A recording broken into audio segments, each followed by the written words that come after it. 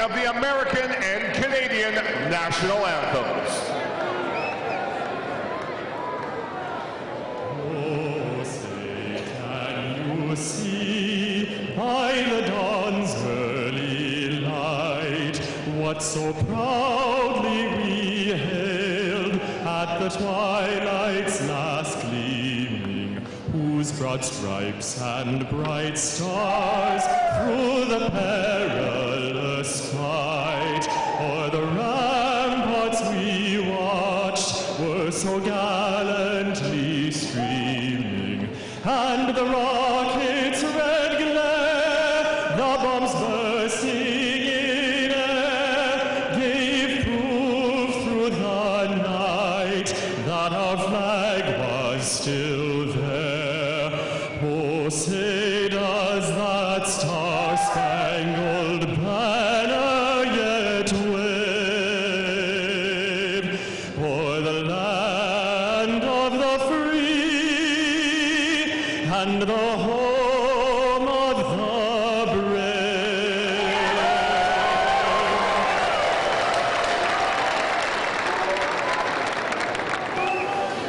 Oh, Canada, our home and native land, true patriot love in all thy sons' command.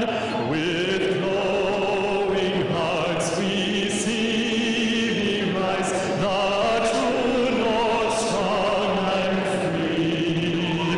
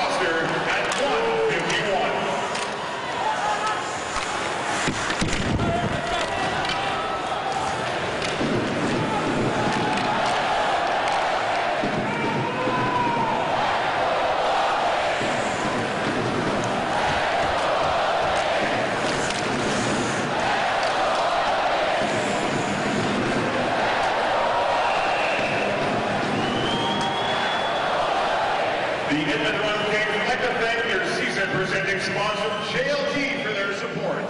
JLT Insurance and Risk Management. Specialized services and global experience delivered with a personal touch.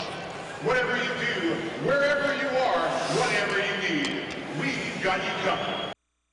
By Petal, again, the good work by as you said, Foster to get out of the corner, and then just a lot of whacks at it. This is a hit on Morrow.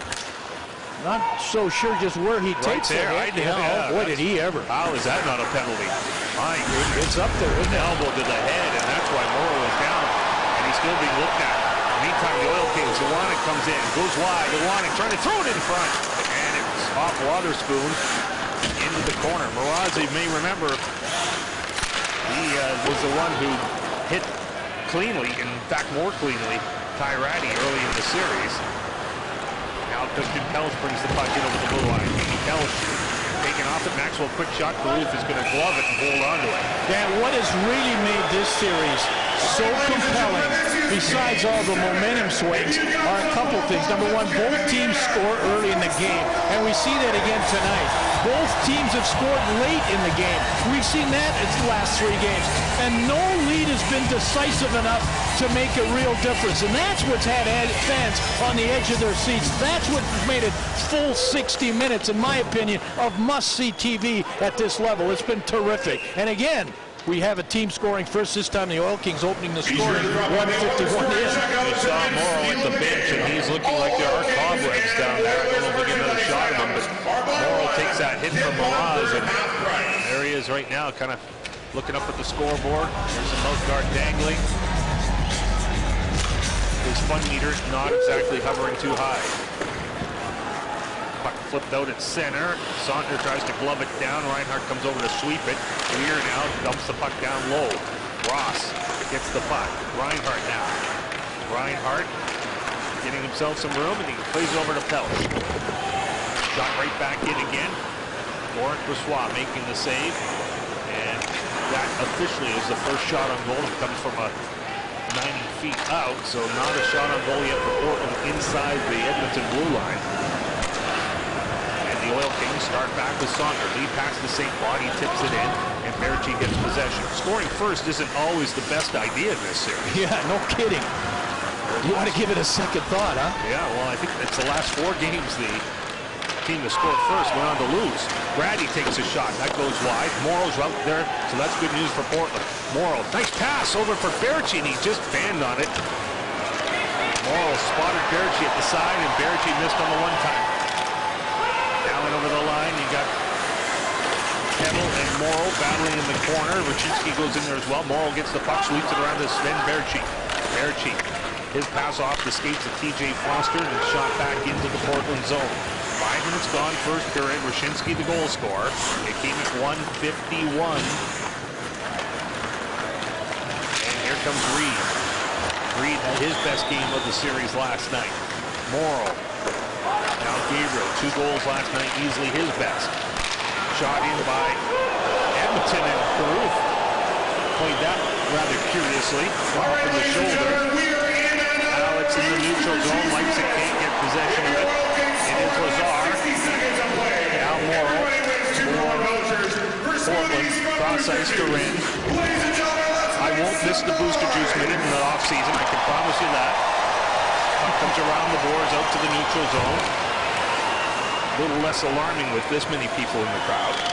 Leipzig weaving his way through the center ice area, brought in over the blue line. Sanderson trying to stay with him. It's offside as we go down to Peter Labardius. A little more gamesmanship after Game 6, guys. Mike Johnston in the post-game news conference really felt like his team had an opportunity to carry the momentum because of the short turnaround. And when Derek Laxdal was asked about it, he commented this way: whatever, no comment. An early goal has probably changed that completely around. And just to correct myself, the team that has scored first the last 3 games has gone on to lose. Berchi brings the puck in on the backhand, and Brossoit easily stops and holds. You know, you get a face-off win like Portland does there, and they get Berchi with really absolutely no chance to score, even as good as he is on his backhand. Oil Kings will be happy to have him shoot that backhand from the top of the face-off circle all night long. Berchi, the leading point getter in the series with 9. Kettle and Gernat each have 6. Nobles, well, now Rashinsky has 6 as well, so he's tied for second in the series scoring. Pesek out of his own zone. This is Rashinsky. Kettle gets the puck, and he'll shoot the puck inside the Portland line. Shot right back out again. Low, nice pass right onto the stick of Foster. Foster going in, trying to go around Pouliot. Foster can't get the puck in front of the net, comes back to the blue line, low, behind the goal. Pouliot tries to reach it. Rashinsky in on him. Pouliot can't get it again. Kettle's got it. Kettle has it checked off the stick by Berchi. Here comes Nobles, now Ratty, and now offside. One move too many. Mac Carruth and his Winterhawks, he has played 2 games this season with the season on the line against Kamloops. He won that game 2-0. He was 32 of 32, and against Edmonton the other night, last night, again a 3-2 win. He was 30 of 32. So let me do some quick math for you. He is 62 of 64. He's come up with huge games, very impressive games. He's been clutching up for that team. The save percentage in those 2 games that was season on the line, Dan, .968. Impressive for Mac Carruth, but he's given up one here in his Portland Winterhawks trail. You have to go back to the second period of Game 4, the last time any team had a 2-goal lead. As Portland brings it in, here's Lear. His shot, or pass, hits Reinhart as he gets his big body in front of that play by Lear, and that allows Saunders to come out, knocked off stride as he got the puck inside the line and keep back out. Ross throws a hit or two. Ross lost his stick. Ross playing his 51st playoff game tonight. It's Reinhart now and over the line. Reinhart tries to throw it in front, lifted up high by Portland. Saunders waiting for it, and so is Lear. He's knocked off stride. And Reinhart back to collect it for Edmonton. Pass off the boards. St. Croix back to Griffin Reinhart. As he shoots it into the neutral zone, Lazar trying to get it off his skates, but he's throwing himself offside, so delayed offside, so Portland's going to have a chance to move it. And Hansen will do just that. Josh Hansen up through center. Delio, now Patan trying to get it. Gernat being lined up there. It's a hit thrown on the offense there by Portland, but Edmonton's still able to move the puck, and will go lugging it through the neutral zone. Then it's knocked off the stick, and now a defenseman falls. That's Dick, and that allows Patan to come in. Patan for Portland in front for Delio, and he just missed the far corner. Brossoit way out of his net, but he's scrambling to get back in. No harm, though, because Legault's got it, gets it up to Samuels, and back to Legault, in over the line. His shot hits the skates, or pads of Rutkowski. And when Ryan Dick fell, boy, that sure opened it up for Patan. Here comes Portland's Rutkowski. He shoots the puck in. Brossoit will leave it back to the net. And Keegan Lowe picks it up. Kettle then hit by Gabriel. Some of the fans thought that should have been a penalty. Rutkowski now to Morrow. Morrow. Gabriel now going wide on Pesek, or trying to, but Pesek knocks him down, puts up with the puck. And then Rashinsky then turned it over. Here's a chance for Gabriel down to Reed, and he can't get his stick on it. Brossoit again scrambling to get back in, and does. Reed back to the blue line. Ren to Morrow, long shot wide of the net, off the backboards, off the side of the net. Still there, but now Brossoit's got it, and he holds on. One of the better chances for the Winterhawks. Ryan Deck falls, and it's the 2 16-year-olds in the lineup for the Portland Winterhawks that come 2-on-1. It's Patan and Delio. That's Patan on the outside trying to get it across, and Delio just gets it on his backhand.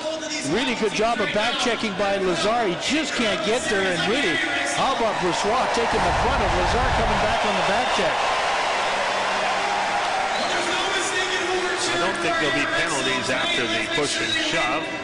Berchi's going over to come out with Nobles and Ratty, so the big line coming out for Portland.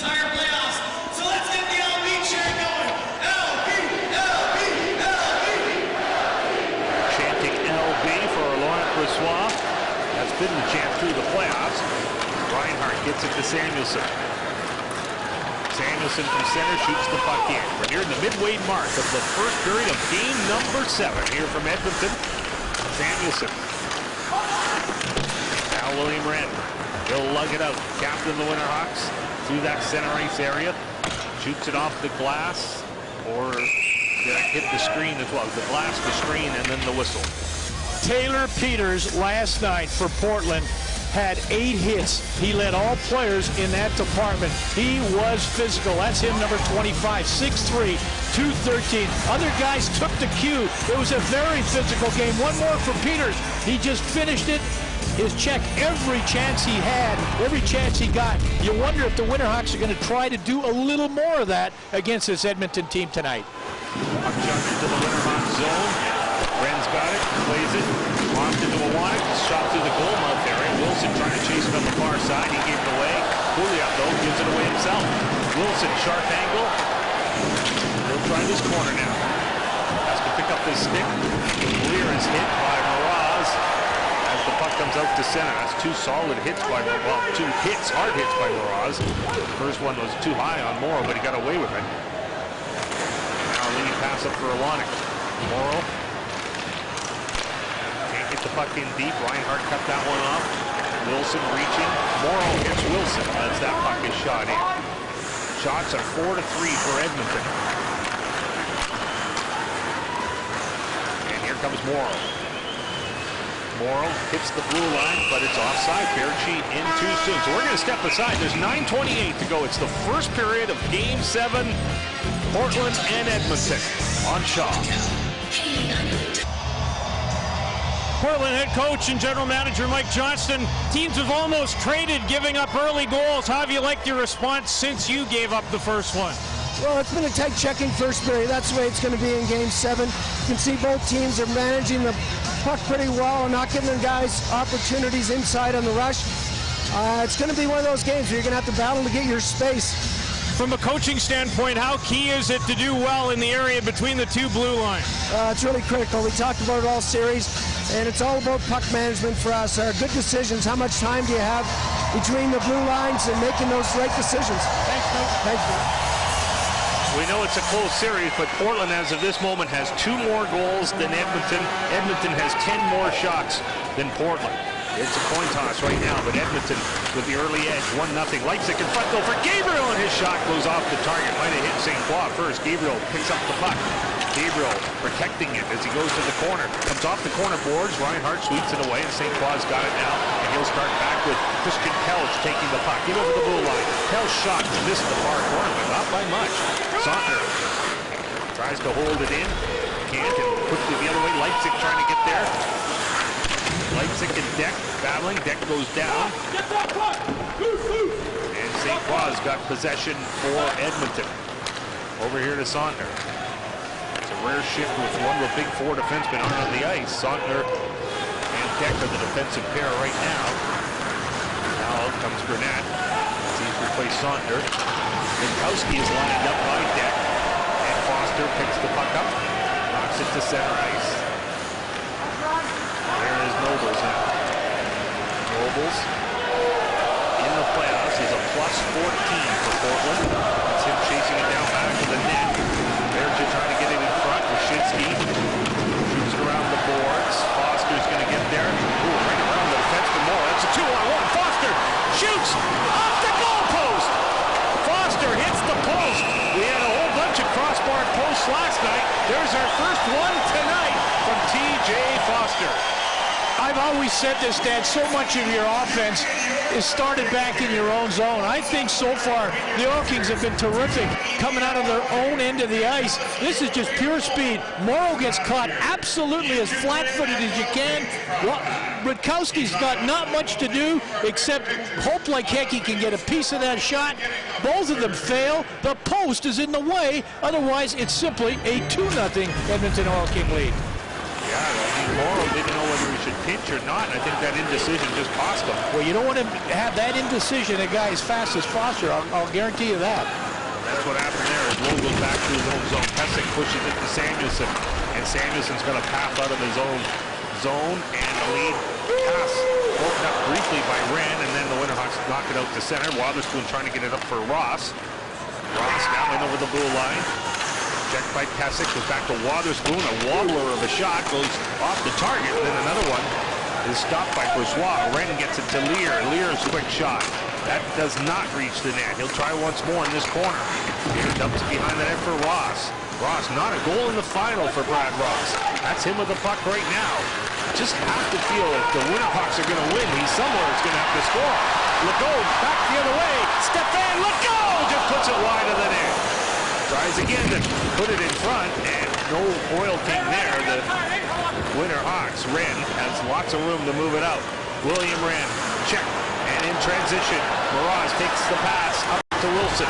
Wilson still has it, tries to throw it in front. Mraz had it go behind him. Awanek gets it back to Reinhart. Back for Awanek, just off his stick. Pouliot gets it to Wren. And Portland looks like they can come out. They do. It's Patan hitting the blue line, going wide, in on Reinhart, back in on Brissois. Another save by Brissois on the rebound. Short little shot there by Delio. And now Sondner has the puck. Around the boards, Clark Wilson waiting for it on the far wing. Up to Mraz.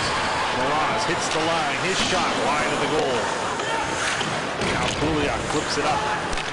Just over 6 minutes remaining in the first period. Rutkowski, his pass nearly picked off. Rutkowski has his hands full. Finally the turnover. Here's Kettle now.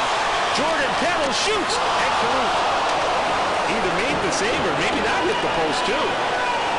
Hard to tell, but that was another opportunity for the Oil Kings. Now a turnover. Portland couldn't come up with it. Gabriel just couldn't get a stick on a St. Croix now. Lifts it out to center. Gabriel waits for it there. Then he lost it. Hansen shoots it. Nope, he doesn't get it in deep. And that quick turnover allows St. Croix to go the other way. And his shot is taken up high by Caruth, and he'll hold on. Dan, two things. And listen to the crowd appreciate it. The Winterhawks are getting caught flat-footed, and they're getting caught outworked. Watch this, the red shirts.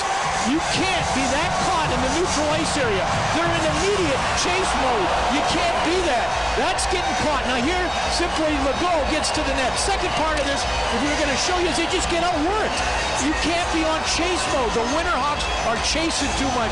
They can't make the right plays. They can't get the pucks deep. There's been no zone time. They haven't been on the forecheck. They're trying to use that speed. They've got to get pucks in deep. Turnover after turnover like that is not going to work. One goal, a crossbar, and a goal post. So it's been all Edmonton so far. 1-0, 5:10 to go in the first period. The last 3 games have been tied after the first period. Wren lifts it up to center. Edmonton brings it up. Kasich down to Lazar. Puck bounces in the neutral zone. And here's Legault now. Legault puts it on to Caruth. It's a big rebound, and another chance for Lazar. And he puts in a rebound, and Caruth makes that save as well. Puck still loose. Oil Kings go to the corner. That's a slow to get up Lazar. And a lot of fans booing here. They thought Lazar, here's a chance. Oh, over top the net. Lazar with a golden opportunity as he picked himself up after being hit into the wall. And then he gets an opportunity and he shot it too high. Still 1-0. And Portland, maybe at this point, just hoping to get out of the period 1-0. Shots are 10-4. Ross puts the puck in. Reinhart. Now St. Croix. Now Maxwell. Maxwell up for Christian Pelch. Reinhart heading to the net. And Pelch doesn't get the shot through. Another chance through the goal mouth. Reinhart waits for it off the sideboard. Back to Saunders. Saunders dumps it down low. Maxwell waiting for it behind the net. Maxwell to St. Croix. Back to Maxwell. Back to Reinhart. Winds up. Now down low. Chance. St. Croix can't get the shot away. St. Croix still has the puck. Big time pressure by Edmonton. Rutkowski can't get it. Maxwell does. Maxwell gets the puck into the corner. Nice pass out to Saunders. And that shot knocked down, and finally Portland will get the puck out. Peters will knock it in and head to the bench on a line change. Dan, unbelievably good puck management by the team that has it right now. There's been so few turnovers, I couldn't even put a highlight pack together on Edmonton Oil King turnovers. They're managing the puck beautifully. 10-4 shots on goal, they lead by 1. Buchanan, on the other hand, give us quite a few highlight pack of turnovers by Portland. And there's Wyshynski putting the latest turnover wide of the net. Wyshynski gets it to Foster. Foster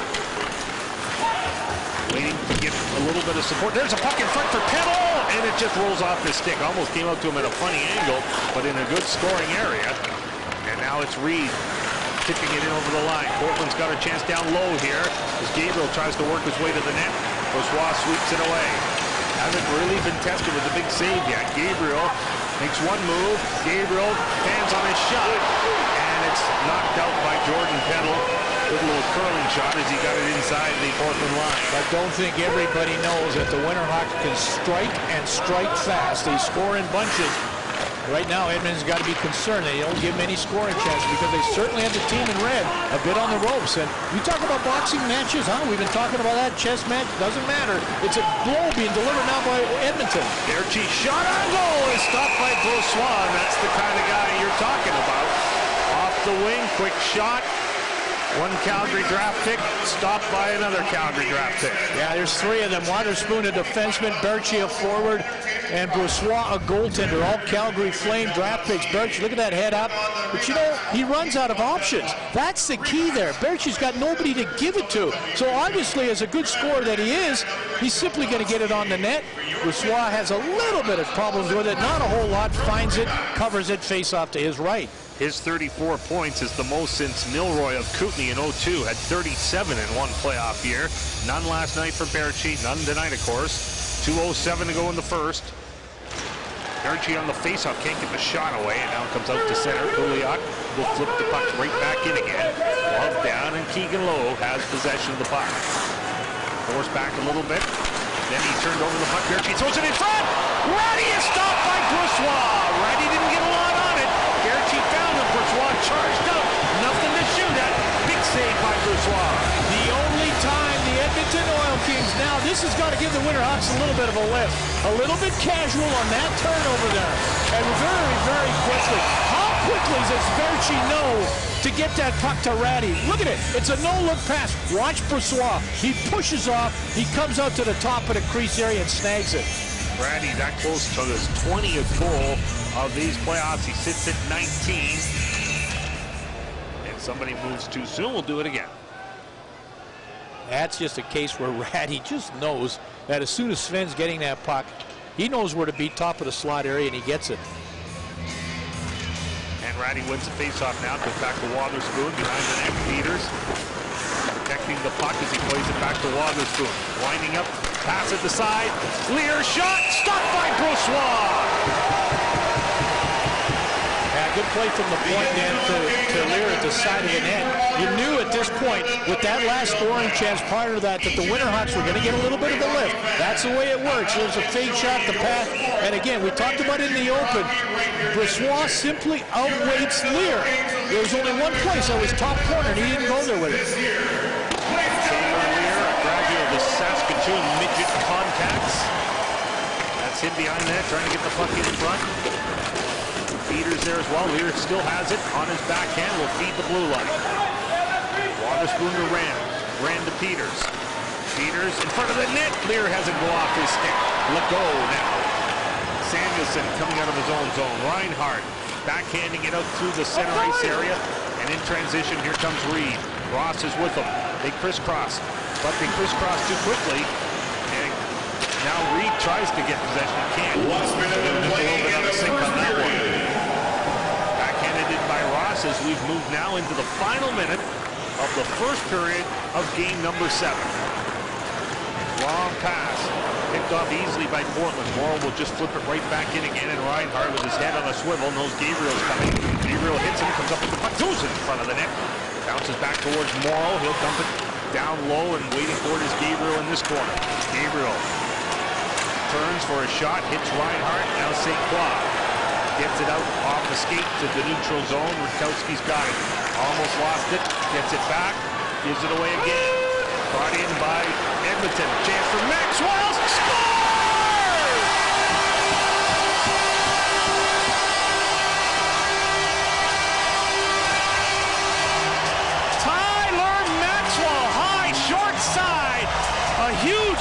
with 17 seconds to go in the first period, makes it 2-0.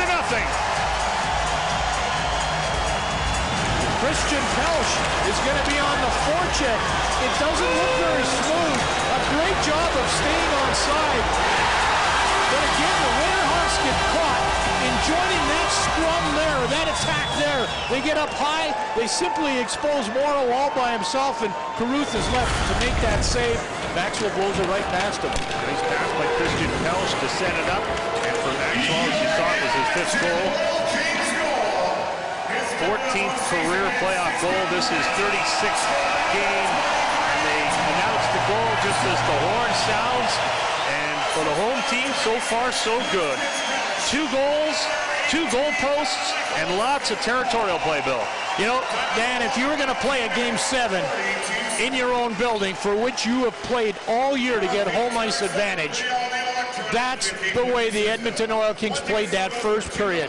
I think they were almost letter perfect. Made that one little glitch, that one little error, but they wanted home ice advantage. They won home ice advantage, and after 20 minutes in Game 7, they got a nice 2-0 lead. A goal in the first 2 minutes, a goal in the last 2 minutes. Edmonton 2, Portland 0. We've got lots coming up in our intermission. It's the Championship Series, Game 7 on Shaw. There's Laurent Brossoit getting ready to start the second period. Anytime I can tie the number 99 into this building, I'm going to take that opportunity. When Edmonton scored, that's 99 straight games without being shut out. So they've always hit the score sheet. And on the other hand, it's now 95 minutes since the big line of Portland has scored a goal in this series. Dad, I totally disagree with Sven Baertschi in that interview with Peter Labardius. I don't think at this point in this first period he tired Edmonton out at all. They had it far too easy coming out of their own zone. I thought it was the Winterhawks that made mistakes. I think they can get their game going and force some turnovers. But this is the first goal. Watch the soft pass to Pouliot. Look at Foster recognize it. 51 Pouliot's having trouble with the puck. That's great puck support. And now you get Peddle over there. You get a second problem. Stop it. You get 3 Winterhawks all concentrating on Peddle. Great puck support. Look where it goes. Rashinsky, 1 chance, 2 chances, and a 3rd chance. And it's 1-0. Really a lot of time in that zone. This again. You're not going to tire this team out if you let him get the puck wide. Pesic to Legault. Pesic plus Legault equals swarm. 1, 2, 3. Edmonton Oil Kings in that area. This is that quick strike offense. A soft pass there by Lowe behind the net. How quickly Baertschi gets it to Ratty. Now look at the puck pressure in the neutral ice area. Look at those active sticks. Get back. Onside. Fill the lanes. Pelch to Maxwell. Saquon all in the play. That comes in 1943 of the period. A beautiful play. Some great puck pressure in the neutral ice area. And Dad, it's 2-0 Edmonton. Definitely deserve it. But this Winterhawk team's got to put some pressure on the offense. They got to get it in deep. They got to create some chances. You would think. There's your goal scoring. Rashinsky at 151. Maxwell, that's a big one at 1942. It'll be very interesting to see. I think Portland, if they could have got out down 1-0, they would have been joyful about that, given the way the first period went. But 2, we'll see how they react to it. They've got the quick strike offense, as you mentioned, but you know Edmonton can smell it right now, and they being Portland, they must score next. Burnett shoots it around the boards. That's a lot of pressure when you must score next. Yeah. In a building that's got 12,000 people in it, 13. As Brossoit makes the save, and if that's the case, they'll hit 75,000 fans for the whole series in and around that mark, which is a terrific attendance mark, a record setter for the WHL. Now you watch teams like Edmonton, like Portland, both of these two teams, Dan, when you've got chemistry, you could listen on the bench. These players communicate with each other. They don't just chatter. At this level, they are terribly good at communicating with each other. Edmonton quickly out of their own zone. Here comes Foster.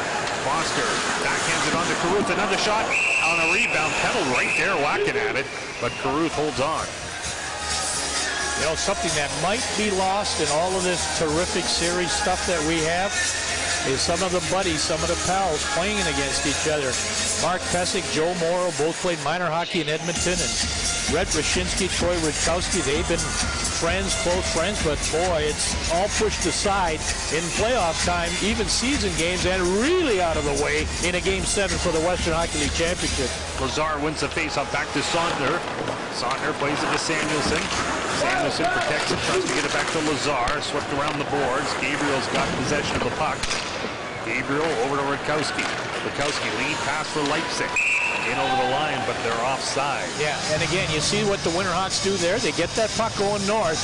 They want to move it. They come up the ice in a hurry, but because there's a little bit of pressure defensively, and you see that kind of a sigh there by Mike Johnson. He knows that's an offside that normally a team that's flying, a team that's going at full speed, you don't see the Winterhawks go offside very often. Portland's big line, as I mentioned, nearly 100 minutes without a goal. We still have to get back to Brad Ross. 2 assists in this series. That's it. That's all he's got. And he has 22 points total in the playoffs. Yeah, he led the series against Kamloops. He led the series against the Tri-City Americans. Where is he? Can't find him on the score sheet. Just a couple assists. I keep looking at my program, and is he out there? He does get out there. And last night, of course, when Morrow scored, he became the first defenseman to score. Edmonton's had 5 goals from the back end, with 4 different defensemen scoring, including that young man with the puck there, Reinhardt, as he flips it out to the neutral zone. Rutkowski's got it. Now Pouliot. Pouliot does have 5 assists in the finals. Rutkowski's got the puck. He's a +12 in the playoffs. They're offside again, Portland at the blue line. You know, one of the things about Griffin Reinhardt that, I mean, really catches the eyes of the scouts, and I think even as high as he is ranked, he's still moving up the charts. His positioning, you'll see it, and it's a lot of it tonight too, is so intimidating that even at 17 years old, his opponents sometimes that have little else to do but give up the puck. You know, they don't maintain possession. I mean, Reinhardt is... You project him at 22 or 23 years old. My goodness, here's a guy that's going to log a ton of minutes in the National Hockey League. Pouliot, on the other hand, is a terrific player, too. I mean, he's, you know, a high draft pick for the Portland Winterhawks. Batted first round, first overall in 2009 from Weyburn. When Portland beat Kamloops in Game 7, their overall Game 7 record went to 5-5. That does not include the 2-0 record they have in Game 9s. Yes, they played Game 9s, and they beat the New Westminster Bruins once at Queen's Park Arena, and they beat Spokane once in a Game 9. There's going to be a penalty on Wren. Here's a play for Edmonton as Wren actually gave up on the puck after the delayed penalty, and almost Edmonton cashed in on a chance, but a push from behind will give Edmonton the first power play of Game 7. Well, let's just, you know, tie a little bow around what's happening here in the first 2 minutes. What do we add? 3 Portland offsides. They can't get flowing. They can't get their game going. Their captain takes that penalty in his own zone. We played 2 minutes, and it's been, again, all Edmonton. They're going on the power play. And they only have 1 power play goal. That doesn't matter. If they get a second one here, boy, that will be a big lead. 1 for 18 in the series. And here's Reinhardt at the point as, again, Ross just misplayed the puck. He had a chance to get it out. Here comes Grenat. Shoots it wide of the net. Grenat puts the puck behind the net. St. Croix runs it over to the far side. Peters gets it, passes it off, and is sent down the ice. So checking from behind on Wren. And half a minute is gone in the man advantage. Here comes Lazar in over the blue line. Lazar to Maxwell. Maxwell passes off. Grenat's got room. Shoots. Caruth with the glove save, and he holds on. Just prior to the shot, Martin Grenat had as easy a time getting into the sweet spot as you possibly can.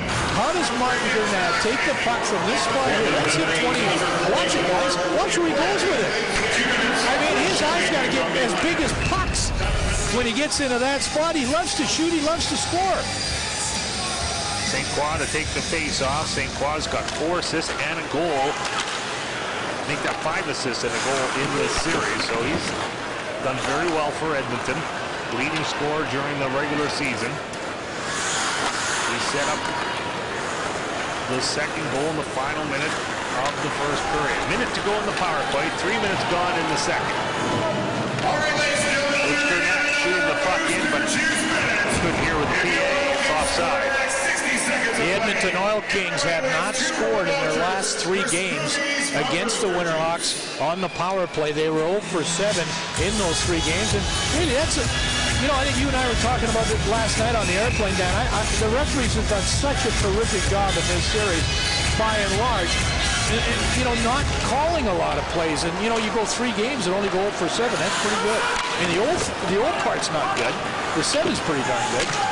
The only power play goal Edmonton scored came in game number 3 at the Rose Garden, the game they lost. Samuelson scored the power play goal. Off the boards, it comes back to Pesic.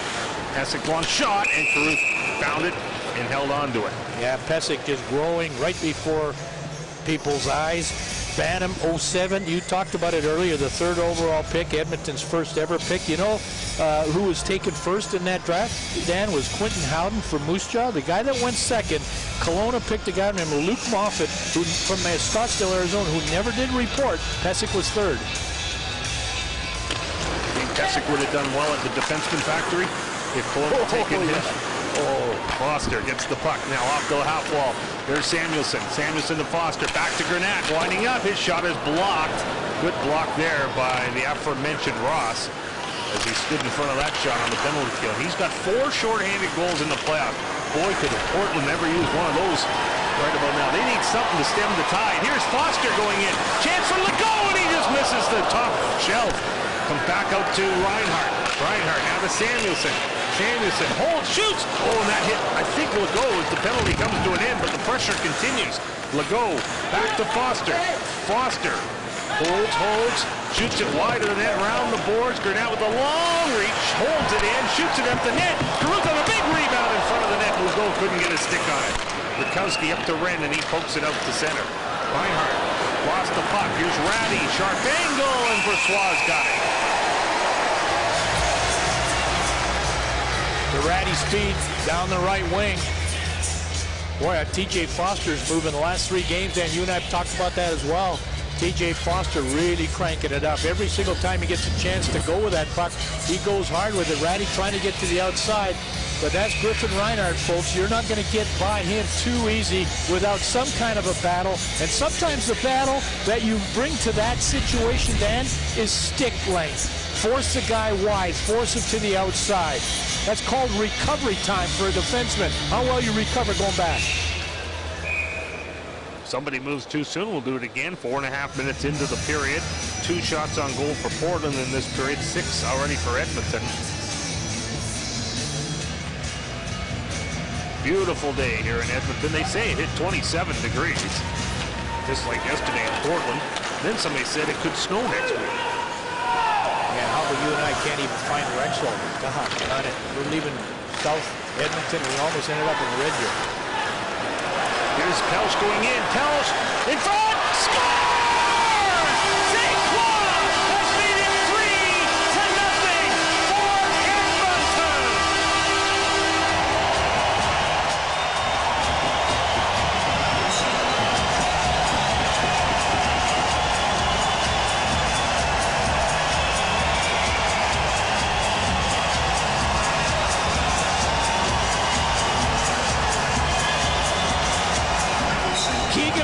I think creates a loose puck in that spot there.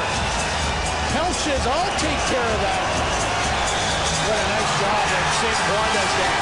Just delaying. He could have easily broke to the front of the net and maybe not have made that pass as easy as it was, but St. Croix did a super job of just backing up, holding back, throttling back, taking that pass for Pelch. So St. Croix has 2 points tonight. Pelch has 2 assists tonight. 4:41 the time of that goal. Here comes Foster again. Puck rolls off his stick. Low, as you mentioned, getting the second assist. That big goal that we were talking about goes to Edmonton.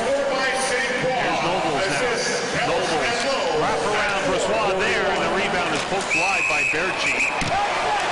Nothing doing there. There really has not been, other than maybe the Ratty chance in the first. Edmonton has not given up a real good quality chance to Portland. Yeah, Maxwell, Pelch, and St. Croix are really a key line, and we talked about it all series. They had to come alive. This is Pelch picking that puck up. I don't know if you can see St. Croix just delay. Look at him pull back. Very, very clever to do that. And those are the little things that get you chances. That's the little things that get you 45 goals during the season, like St. Croix. Those are the kind of plays that get you 100 points a couple years in a row. Pouliot wins the race against Legault, but then Legault follows up, gets it to Samuelson. Samuelson trying to spin off the boards, still maintains possession. Back it comes. Reinhart shot! Ooh, and that just changed directions and went wide. Legault was in front of the net. Delio now gets the puck. Here's Ross. Weak one on Brossois. And Ross is cranked. Good hit on the back check by Samuelson. That forces the turnover, and Reinhart leads the rush. Reinhart to Legault to Samuelson in front of the net, and it was just intercepted. That was very Portland-like. That rush up the ice by the very confident Edmonton Oil Kings. Full command right now as we near the midway part of the hockey game. Up 3-0, and deservingly so. St. Croix gets it up to Lazar. Lazar shoots the puck in. Wotherspoon, a little bit of trouble with it, then he gets it back to William Wren. Wren lead pass up through the center ice area. If ever a team needed to outscore their problems now, it's the team that is the best in the WHL at doing so, the Portland Winterhawks. But they have their hands full as Gurnett shoots it wide of the net. They can't even get scoring chances right now. Ross shoots the puck in. Edmonton so far saving their best for Game 7. There's Ross flattening one of the Oil Kings on the back. That was Gurnett. Wotherspoon cross ice to William Wren. Wren crosses in over the blue line. Puts the puck behind the net. Leipzig, a hard pass through everybody, and down the ice it goes. Yeah, it's a low percentage pass. That's a desperation pass. Leipzig just hoping somebody's in that area. Nobody's even close to it. Leipzig taken down a little bit from behind. The Oil Kings get it out to center, and they're just swarming all over the puck right now.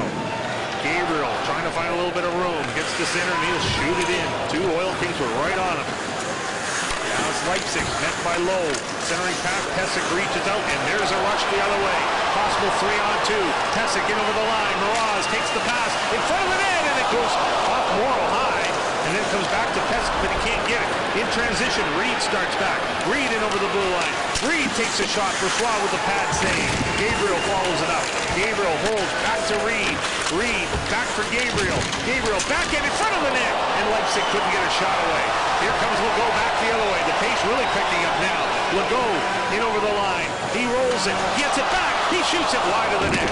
Legault then hit by Morrow. Knocked to the ice, and it goes to Berchi. Berchi gets it up for Rutkowski, and he gains to the line. There's a seam pass for Ratty over top the net. Ratty, another great chance, and he put it high. Then it comes back out to Morrow. Morrow on the backhand to Berchi. Hard pass in front. Ratty tries to get it in front. Portland can feel it right now. They've got to score another one in this series. That big line has gone well over 100 minutes now without one. Kettle behind the net. Brzezinski throws it at Caruth, who gloves it and holds on to it. They're going to free Ratty a little bit. It's going to be Rutkowski with a headman pass coming up there. And that's what Ty Ratty does so well. That's what a lot of that big line does so well. They get to those spots. That's really explosiveness to get by Gurnett. Shot goes over top of the net. There's the stats during the championship series for Berchi, Nobles, and Ratty. Keep in mind, Ratty had 57 goals in the regular season, 19 more in these playoffs. Just couldn't buy one on that break. And they really, really needed him to score, but he's been so good for them all year. Huge crowd here, making lots of noise, really enjoying the night. And why wouldn't they? Their team up 3-0 in the championship winner-take-all game. Pouliot gains the blue line. Derek Pouliot to Brad Ross. His shot hits the stick, goes way up into the corner. Legault. Pass out to Samuelson. Broken up by Leipzig. Leipzig tries to go around Legault, cannot. Reinhart with his head on a swivel. Dumps it right to Lazar very confidently. Then it's tipped out to center. Rutkowski back to get it. Rutkowski. His pass broken up. Here comes St. Croix in over the line. St. Croix shoots, and Caruth holds on. Yeah, a I agree. This crowd is absolutely loving this.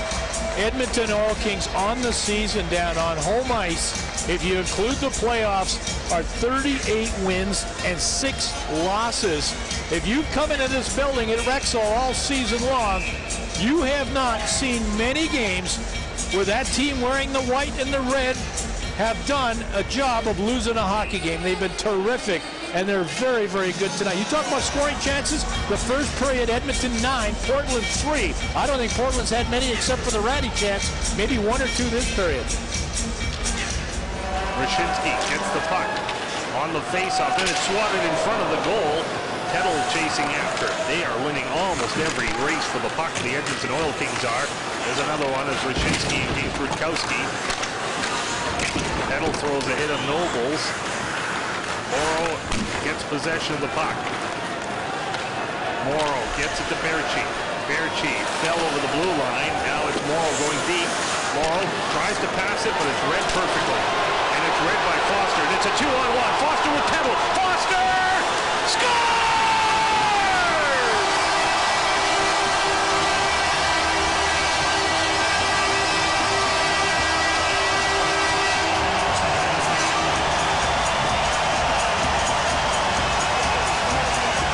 Thought the third one was a biggie. That was huge. It's T.J. Foster, 4-0 Oil Kings. Really good awareness by the Oil Kings on this play. You see how they all stop. That's the difference. Nobody gets caught going into that corner. And Foster, who was in the middle of that play defensively, ends up going up the ice on a 2-on-1, no pass, pulls up, and I don't know, that to me is about 5 goals that I think the Oil Kings have scored over top of the glove of Matt Caruth. This is the latest one there, and it makes it 4-0. Foster did not have a point in the series before tonight, as Mike Johnson, during the timeout being used right now, trying to urge his team to stay with it, I'm sure, and try to get that next one. But we've been saying that for a couple of goals now. We're halfway through the game, and it's 4-0 Edmonton. And you know what? They are full value for it. Just terrific puck recognition all over the ice. Here, watch it. Nobody goes into the corner. Look, they stop. That's just recognition that you don't have to go get, you know, for lack of a better word, sucked into that battle in the corner because the puck's already out of there. Man, that's just having a head on a swivel. Really having a good feel for the hockey game. He had 30 during the regular season. It's his third of the playoffs. And it should be unassisted as he went coast to coast with it. Foster for the people. 10 minutes, 16 seconds. Oil Kings goals. Here's Lear. By Foster. Trying to get the puck towards the net. Peters now for Ross. Rain waits for it on the far side. Now it goes to Peters once more. Maxwell jumps on it. Maxwell to St. Croix. St. Croix gets it out. And here comes Edmonton once more. Pelchin over the line. His shot. Duluth makes the save and holds on. And we're going to step aside. There's 8 minutes and 58 seconds to go. We're in the second period of Game 7. A look at the score. Edmonton 4, Portland 0. Shaw. Oil Kings head coach Derek Laxdal with us. Coach, through all the playoff games I've watched, you and your team seems as poised and controlled as they've been in any game in this Game 7. How come? Well, these kids are focused. They want a response from last night. We've got a lot of hockey left, and they're keeping it simple. How key was the early goal after a tough loss last night? Well, it's key to get the energy in the building, get these fans involved in it. Thanks, Coach.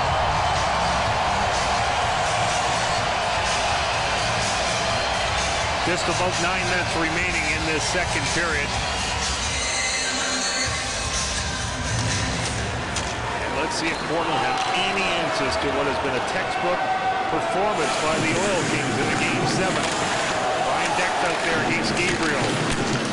Deck 22 has the puck for Edmonton.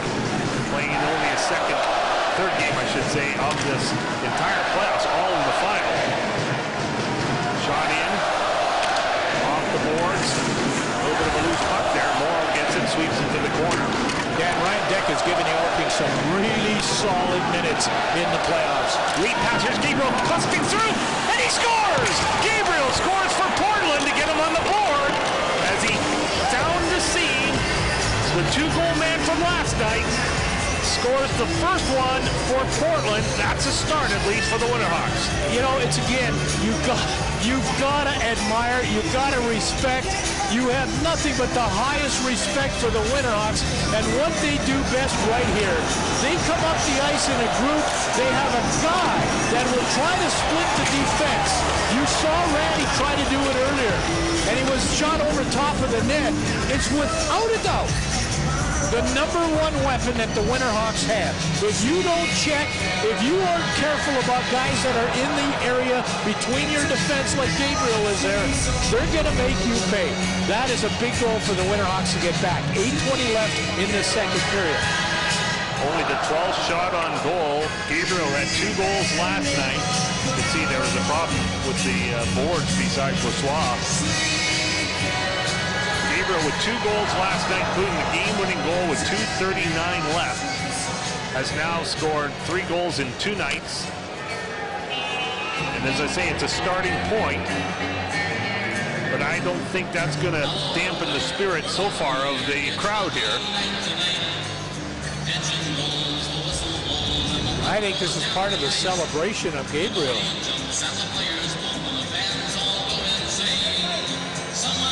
Pretty good check into the glass. Well, I'll tell you, Oliver Gabriel has brought it all. We talked about this earlier. Gabriel was playing in the American Hockey League with Springfield. And when you're playing there, you're on a decent contract. He gave that up to come back to junior, to do the job here with the Winterhawks. He's been determined to make sure that the last couple of games are his best. I thought last night was absolutely brilliant in Portland, and he gets him on the board here. Against his hometown team. He's from Edmonton. To number 7, Chamorro. And number 28, Brendan Leipzig getting the assists on that goal. 11 minutes, 40 So seconds. with 8 minutes to go in the second period, Berchi's got throws it in front, and Noble just missed it. If the Winterhawks strike for a second quick one, then everybody's going to be on pins and needles once again in this building. Long shot goes wide. That was Rutkowski. Pouliot moves in. He dumps it back of the net. Somebody's lost their stick out there, so the Oil Kings able to get possession. That's Pesek coming out of his own zone. Pesek shoots it in. Rutkowski backhand alongside this near wall. St. Claus got it. St. Claus shot goes wide. Goes back to Reinhart. And the shot in front of the net. Goes without saying, Matt Cruz must shut the door now. He's allowed 4 goals on 22 shots.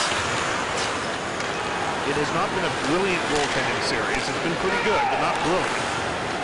It's just too much skill in front of the 2 goalies. And there's Brossoit making the save. I don't know how many of these Oil Kings have superstitions, but I know General Manager Bob Green certainly has. He said he's got all kinds of them. Number 1, he was wearing the same suit and tie for, I think, all of the first 13 or 14 games. Danny's not a good spectator. Bob Green will go down to his office, watch the game on TV for a while, and then come up and try to get back in the building, go back to his office. But so far, his team's done a pretty good job here. There's Ross turning it aside. Reminds me of Jerry West from the Los Angeles Laker fame when he was being a GM. He'd drive in the car and just listen to the game on the radio. Goes behind the net. Reinhart trying to get the puck. Nothing wrong with that, by the way. No, absolutely not. He's going to cheer for radio every time. As the puck goes to Sautner, up for Samuelson. Samuelson puts the puck through the neutral zone. You were born with a microphone, weren't you? Maybe. I'm not quite sure about that, but pretty close. But 27 years of sports talk? Pretty close. Canada's longest running sports show? Pretty close. Talk show? That's enough plugs. Shameless plug. Ran long pass out through center. That's deflected all the way to Brossoit. He's going to hold on with 6:21 to go in the second period. You know, the first shift, actually, the first 2 shifts after that goal that Portland scored where he split the defense, Gabriel took that lead pass. You looked up and you saw Edmonton kind of go back into that neutral ice trap. They're very, very clever. I've seen that before with Laxdal's team. He definitely reacts to that. And, you know, you just got to make sure that you back off a little bit, play a little tougher defensively between the blue lines. Somebody moves too soon. They're going to drop it again in that circle to the right of Brossoit. Well, if you've been with us the whole way, we don't have to repeat this, but it's been a game or a series where one team gets a lot of territorial play and then it reverses just like it is right now. There's Delio taking a shot, goes back to the blue line, Morrow through traffic, and that just missed. I'm not sure if Brossoit ever saw it. There's a lot of traffic in front of him. Oil King club it down. Ryan Deck backhands it in. Good job by Deck. Another good shift for him. On the far side, here comes Delio out of his own zone. 4 Oil Kings in the neutral zone, so not much for the Portland Winterhawks to go through there. And back the other way, Christian Kelsch takes a shot, and it bounces off the boards right to Saquon. His shot right on the Caruth, and he holds on. Sometimes you got to be good, sometimes you got to be lucky. Obviously, sometimes you got to be bold. There's a shot by Kelsch off the back wall, and St. Claude just takes it off the angle perfectly and forces Caruth to make another shot. What do you hear down there, Peter? Any kind of strategy on either bench? For Portland, and it's not that I've seen it or watched them draw it uphill, but you can tell right now they're very, very certain about wanting to activate the near side defenseman. Every chance that guy gets closest to the puck to be able to support, he's jumping in. Yeah, the problem is, though, you see they got to spend so much time, back checking in their own zone. Legault tries to get it in front, comes back to Reinhart. Reinhart to Legault. Legault tries the cross-ice pass. That's intercepted, and Reed starts back to Gabriel. He just throws it down the edge, no icing. Reinhart first to it. Leipzig trying to check in. Leipzig much lighter through a check. And now comes out to center ice. Pouliot up for Leipzig. Leipzig goes back for Wren over here to Pouliot. In over the blue line. Pouliot tries to feather it through. Winterhawks jump on the puck. Berchi keeps it in, at least for a moment. Now Samuelson forces it out. Henrik Samuelson up for Curtis Lazar. Lazar back for Samuelson in front of the net, and a shot just went wide. Legault throws it in front. I think that was Sautner who had that opportunity there. Here's Nobles. Nobles in over the line with Berchi. Back for Nobles. Nobles behind the net. Ratty tries to get it in front. Ratty spins off one check. Ty Ratty turns for a shot, and it's loose in front of the net. It skates, but no Portland Winterhawks can get their stick on it. Back comes Jordan Peddle for Edmonton. Peddle going wide. Ron Rutkowski throws it in front, but Morrow has it in his skate. No Oil King there. Peddle and Rutkowski will battle in the far corner. Rutkowski gets it up to Ratty. Ratty out to the neutral zone, but Berchi can't reach it. So they want to activate that defenseman, like Peter said. You got to have possession of the puck. They can't do it. They're spending too much time fighting for it in their own zone to win on. Now Rutkowski's got it. Let's see if they can do something there. He has to make the easy pass. They're pretty tired, I think, too, near the end of the shift. No kidding. Has to bring it in over the line. Shoots it on to Brossoit. He holds on. A key part of this hockey game. Oil Kings with a 4-1 lead, out shooting the Winterhawks now 24-14, 3:43 left in this second period. I agree with you, Dennis. Portland could score, and they got an offensive zone face-off now. If they can get some puck possession, get this game within 2, I still think it'd be game on. Wotherspoon from the line. Gets it over to Lear. Lear puts it down to Ross. Deck plays it up the boards. And out it goes. In fact, he hit something at the bench, so we'll get a play stoppage with 3.5 to go. Taylor Lear, draft-eligible player from Saskatoon, will not be at the NHL draft in June. Why? That young man will be playing in the World Ball Hockey Championship, and we've seen a lot of guys in that. By the way, Derek Blackstone played 2 years of professional roller hockey. Did you know that? He played at Ottawa, he played at Denver. Is that the year that we were doing the Vancouver Voodoo game? Yeah, the Voodoo, remember that? I quite enjoyed that. You get into that game, it's pretty good. Kessick plays it up to Foster. Foster has a big goal here tonight. Low. Now Peddle. Rashinsky. He's got a huge goal. He started them at 1:51 of the first period. Rashinsky's had a dynamite series for the Edmonton Oil Kings from start of the series to the very end. Derek Blackstone, former Portland Winterhawk players, are now coaching in the Western Hockey League. Sean Clouston at Medicine Hat, Steve Konowalchuk, Seattle, Mike Williamson, Calgary, Bruno Kempesi at Prince Albert. All but Blackstone played their entire career in Portland, so certainly they put out a ton of coaches in the Western Hockey League. Gabriel has that one broken up by Telsch, and then on the delayed offside, it's blown down with 3:08 remaining in the second. You know, I like to say at this point that both teams would, that Edmonton would be happy to kind of grind it out with a lot of play stoppages between now and the end of the period, take a 3-goal lead into period 3. But that you and I have seen, and the fans that have been watching it, there's none of that. In a split second, one team can crank it up, and all of a sudden bang, the puck's in the net. St. Croix over the blue line, long pass over to Granat. His shot goes wide, comes around the boards. Deck holding it in, puts the puck down low. Then it's taken off St. Croix. Tiffany gets it right back from Reed. There's another turnover by Portland, this one in their own zone. And it's cost them. Finally, they get possession of the puck. Gabriel starts out. Leipzig with him. Gabriel gains the blue line, winds up, shoots over top the net. Bukowski waits for it, swats it back behind the Edmonton goal. Granat plays it up for Maxwell. Maxwell to the open wing. Fans thought there might have been too many men, and Berchi jumped over the boards. Here comes Legault. Legault is hit by Berchi. And now the puck rolls to Pouliot. Only for a moment, though. Legault's got it again. Legault working so hard back at the net, throws it towards the front of the net. Legault tries the other side. Caruth makes the save. The play continues as the puck is alive in the corner, and Foster jumps on it. Over here to Legault, and his shot is on the rebound. And another save, and Foster can't get a shot. Reinhart takes one. Rashitsky takes one. And it's finally swept away by Portland. And this crowd just so appreciative of the Oil Kings' effort at all ends of the ice. Minute 44 to go in the second period. When you combine regular season and playoffs, Edmonton is 51-1 when they lead after 2 periods of play. In over the goal line, it's Foster. Foster. Now Rutkowski. Over on the far side. Ratty tries to get it. Rutkowski comes out. Sven Berchi now. Broken up. Mark Pesic with the pass, brings it in over the line, and then he's rocked. Stood on his feet, and a shot over top of the net, and Pesic really withstood the Berchi hit.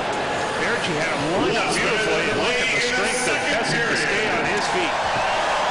Mark Pesic. Last night, remember, he was rocked, got up, got the puck, hit the crossbar just moments before the game-winning goal by Gabriel at the other end. Yeah, you know, the way he fought for that puck last night while he was down, he kind of corralled it with a stick on the ice. It was beautiful. Strong kid, Pesic. I think he's even surprised at how well he's playing. And that's the beauty of this level, you know. You won't regress. You never go back. Lear gets the puck. Now Ross shoots it in. Peters from the sharp angle. Peters again trying to get a stick on it. 20 seconds to go in the period. That puck came out. And then in, and then offside. And the fans even cheer the offsides. That's how much fun they're having. To think they had a very, very short turnaround to sell tickets. They've done just a tremendous job in getting the people into this building on a, like you say, a gorgeous day, a Mother's Day. And they're out here, and they just can't make enough noise. What a wonderful atmosphere. Dan, I got to be honest with you. You and I have been waiting 5 years to have this in this building. Oh, yes. Very quiet over the years when we come in here. Foster going in hard. Foster has a roll off his stick as he crashes into the net with 5 seconds to go in the period. Foster by far having his best game of the championship series. I don't know, you know, what more that young man can do. 19-year-old from Slave Lake. Had all of those fighters up there that he had to deal with. You can't go to the net any better than that, and ouch. Ouch, ouch, ouch. Backside post. Coming at Caruth in full force, aren't they? Edmonton's going to take a 3-goal lead into the final period of game number 7. And the winner to the Memorial Cup, which will open Friday at Shawinigan. In fact, the Western Hockey League plays on Friday night. Well, all uphill for Portland, Bill. They did get one late in the period. It's something to build on, but wow, did they ever have their hands full to get back in this one. Well, we've seen almost 7 complete games, and you and I did the series between the Edmonton Oil Kings and the Moose Jaw Warriors, and I can't say I've seen a better 40 minutes from this Edmonton Oil King team. It's about as complete an effort to this point as you can get. But I hearken to say, and I'm sure Mike Johnson in the dressing room for the Winterhawks, it's a 40-minute game, and the firepower, the strike power of the Winterhawks is lethal. 2 in the first, 2 in the second on Matt Carruth. Then a late one by the Portland Winterhawks. But it's all Edmonton. We've got lots coming up in our intermission. Stay tuned. It's Game 7 of the final on Shaw.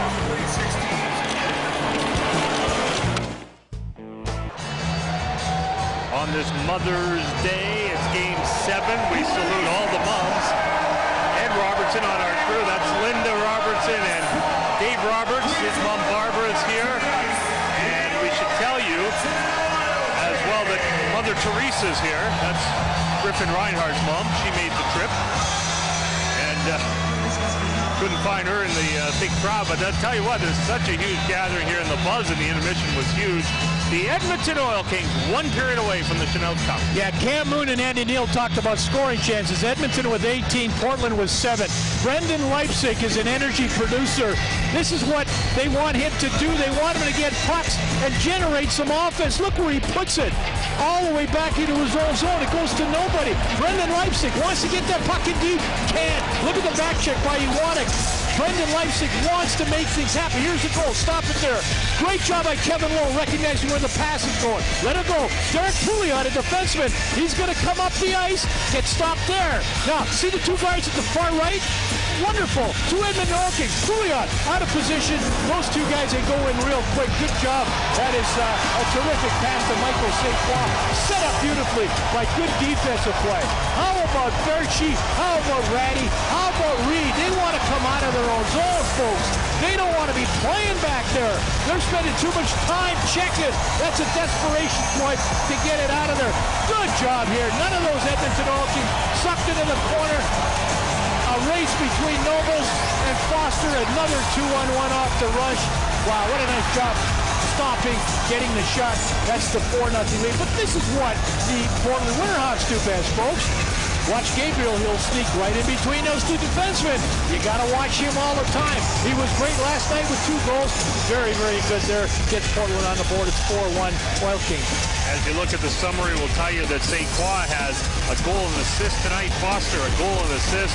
Pelch has 2 assists, leading the way for Edmonton, who have a 27-16 shot margin. There's Foster at the bench. Wilson on the camera right. The large crowd at Rexall. They know the cup is in the house. They know that the Oil Kings, so good at protecting leads. 1 more period for Edmonton to win the championship. A stick came up on Pelch, and Maxwell's got the puck. Pelch stays out there, gets the puck in fact. Pelch all by himself, brings it in over the line, heels back a little bit, then he dumps it down low. Pouliot trying to reach it there. Maxwell in on him. Pouliot gets the puck up for Leipzig. Leipzig off the boards it goes. Here's Ross trying to chase the rolling puck. He does, just in time to avoid the icing. Good job there by Ross. Leipzig gets it behind the net. Here's Reinhardt. Back of the goal. Gernat. Now St. Croix trying to chop at it. He couldn't get it. Gernat does. Skates out of his own zone. Gernat over towards Pelch. Pouliot. Now Rakowski. Lead pass for Peters. Up for Gabriel. Gabriel with Berchi over the line. Berchi charging to the net. And hard to the goal it goes. Bourgeois holds on to stop the play. You got a couple quick guys. You got Berchi on the rush. You've got Christian Pelch on the back check. And really, Berchi just flat out runs. Is that Berchi or is that Gabriel? No, they do get it to Berchi. Real good back check. You get a lot of guys coming back. And again, that's not the scoring chance that Sven Berchi wants. He doesn't want to be chasing a puck into the crease. He wants the puck on a stick going into the crease. Peters making the face off. There's a chance for Perchi with one hand on the stick. Bo had him meanly tied up. Kessick gets down, Petal trying to follow it up. Gabriel can't get possession of the puck. Petal puts it behind the net. Gabriel with the puck, pulls cross ice. Perchi in over the blue line. Kessick stays with them. Perchi's so explosive early in the series, and then suddenly he's become quite quiet in the last couple of games. That's him with the puck right now as it's centered. Perchi has 7 goals in this series, but none in Game 6 and none in Game 7. Kessick from back of the net. Ratty can't come up with the puck. Now Petal will shoot the puck in. Portland Winterhawks, one of a few recent teams to go to back-to-back series. Calgary was in the final in 09 and 2010. They won the second one. Vancouver in 06 and 07, they won the first time. Red Deer was 3 in a row at the start of 2001. But Portland, there are too many teams have gone there twice in a row and not won either championship. But Portland only with 2 in their previous 9 trips to the final. They could be 2 and 8 after tonight in League Championship Series. Samuelson trying to get it out. Here's Reinhart now. Reinhart slowly through that neutral zone. Back of the net on the far side, Saunders. Backhanded to the corner, Wotherspoon and Legault. And here's Lear coming out of his own zone. Lear is checked a little bit, it goes to Lazar. So far, so good for Edmonton. 3 minutes in. Nothing doing for Portland so far. Ross back, it goes to Pouliot. Pouliot brings it in over the blue line. Pouliot tries to backhand it towards the front of the net. St. Croix races to the far side, and then the pass right on the tape to Legault. Pouliot's got it, but they almost lost it, gets it back again. Lead pass. Ross tries to find Reed, does not. Morrow back for Pouliot.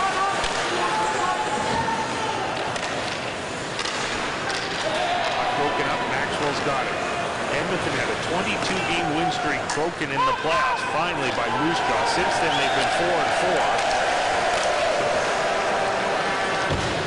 Ross going in. Ross waiting.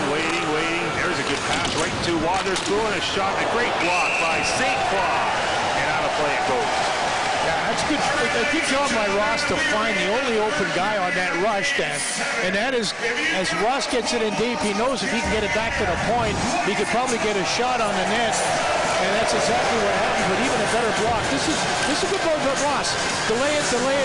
Find somebody open. Head up. There's the guy you want to get it to. There's the shot. An even better block to get it out of play. Here's a chance for Gabriel, and a shot just went wide of the net. Gabriel nearly with another one. Behind the net, Perchi on the backhand. Perchi holding the puck. Behind the net towards Peters. Pesic intercepts. Comes right out back to Rakowski. Shot deflects off the target. And Pesic from behind the net. Foul being checked, but he gets right back up, gets the puck.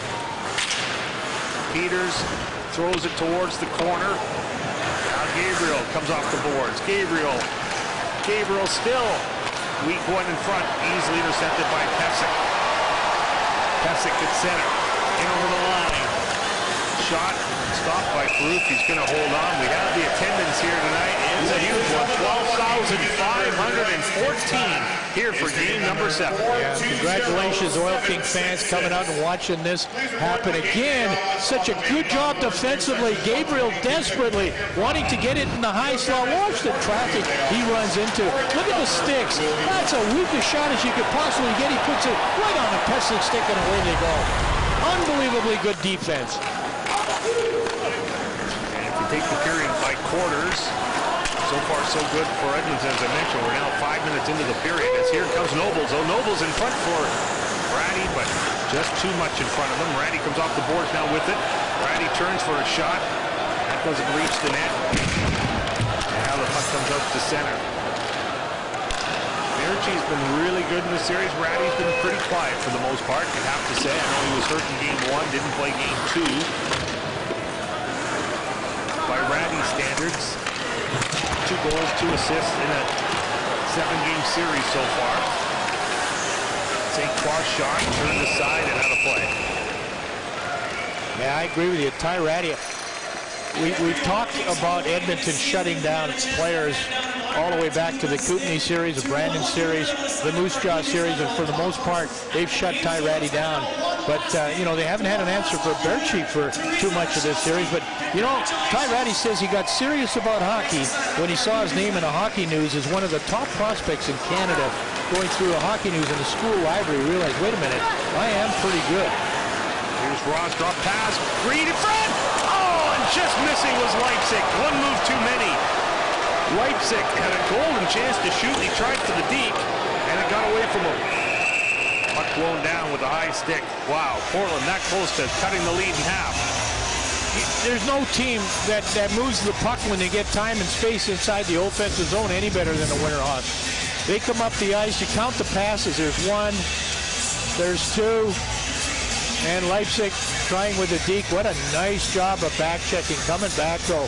That is a pretty good job, and you know, Bressois just so focused on what was happening in the play coming in there. I think it was Michael St. Clair on the back check. Leipzig did most of his damage in this series in the earlier games. Did have a good assist last night. Just missed on that one. Now 6 minutes into a third. Gabriel shoots the puck in, goes off the glass. Waiting for the puck is Berchi. Couldn't get it. Foster. Off the boards.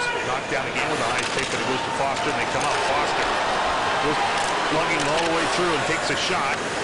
One off the stick. Then Berchi comes back to collect the puck. Sven Berchi. Nice pass right on the tape of Peters. And Reinhardt just pokes it right off. Peters is down, the puck's underneath him. Gets the puck to the corner, but nothing but Oil Kings, and they are just in all the places where the puck is. And it's been that way most of the night. Wherever the loose pucks go, the team in white seems to get there first. Samuelson breaks up another one. And then just a smart play, breaks it up and just dumps it to that spot. No icing, forces the Winterhawks to go 200 feet. Which you have to keep doing, I would say, until they prove that they can score. Yeah? That icing is negated. Some people say, well, that's sitting on your lead, but this 4-1. Yeah. And they're doing just fine. Absolutely. Witkowski. And they know how to do it, too. As I mentioned, 51-1 when they're leading after 2. It's incredible, isn't it? Try to tell them it's a 60-minute game. No, it's not. That one a little bit too much mustard on it, so that's icing. You know, it's interesting watching Henrik Samuelsson. You know, he has had some suspension problems. Obviously, he missed a game in this series, but he plays so close to the edge without going over it that sometimes he comes to the bench and he tells Laxdell, he says, you better sit me out a shift because, Coach, I'm ready to snap. And he's got to manage that. He's going to be a terrific player for this Edmonton team. 4 times he has been suspended. Puck goes back out to Ross. Long shot. Scores! No goal! No goal! No goal! High stick. They're celebrating, but Leipzig trying to sell it. The referee, Zelaski, says no way. I'm not sure even Leipzig knows yet. He keeps going for high fives unless he believes that the referee has it wrong. Have a look. Ross with the shot. Keep your eye on 28 in front of the net. There's the block. It does bounce off in Edmonton Oil King. But Leipzig's high stick in front. Well, that's what makes him have to reach up. That puck isn't shot that high. It bounces right off Legault there. Ends up going up pretty high. That stick is where? Above the crossbar. The referee's got it right. He's got it right. It's the crossbar. They're checking. They should check it. But Derek Zelaski, I believe, has made the right call. I'll be very surprised if this is overturned. Yeah, see where it hits Legault right in the backside, and then that stick gets... Wait, I'll tell you what, folks. You can kind of tell where that puck is going because you can see where the glove of Bressois is going. He's not raising it. I mean, this is a critical part for... Well, watch this, and you'll hear the response of the crowd.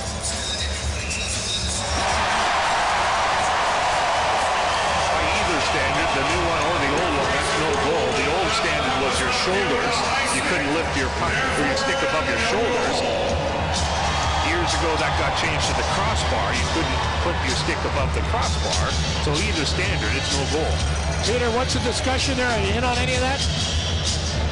Trying to read Mike Johnston's lips. He just wanted to know at the end of the day who made the call. Good call. And that's fair. St. Croix now out to Maxwell. The score remains 4-1. Caruth makes that save. And certainly Portland wanted some magic, but the call was right. Wasn't really that close. So that's Leipzig celebrating a goal tonight. Last night, Ratty celebrated one that didn't go in. His actually never did go in. Long pass. In over the line. Offside. One move too many at the line.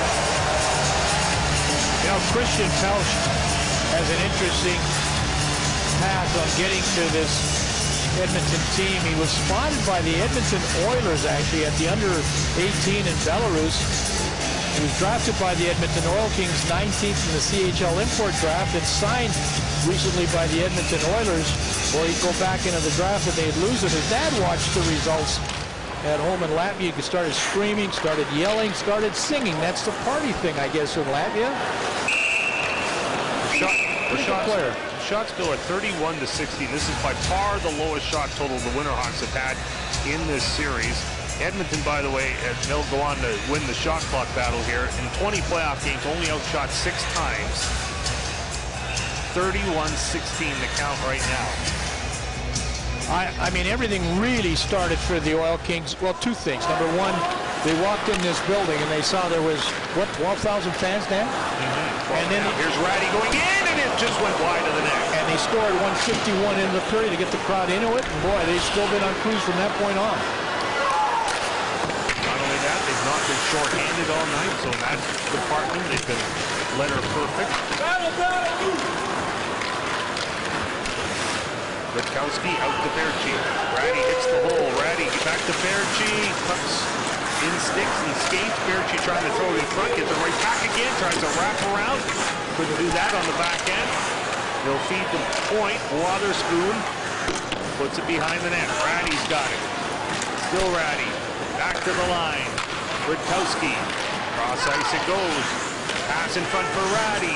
Turns, spins, waits, shoots. And Brossois with the glove reached out and said, that's that. Well, again, you see the problem Sven Berchi's having. He comes up the ice. He's got nowhere to go with it. Tries to pass to Ratty. Gets the puck back. Nothing but white shirts around him. He gets the puck in. That's him. He's got such good puck possession skills. It's going to end up behind the net on that far side. And again, he ran into nothing but traffic. Oil Kings done a terrific job on him. Face-off won so cleanly by Portland that Pouliot couldn't keep it in. They got a lot on the face-off win, so Pouliot starts back.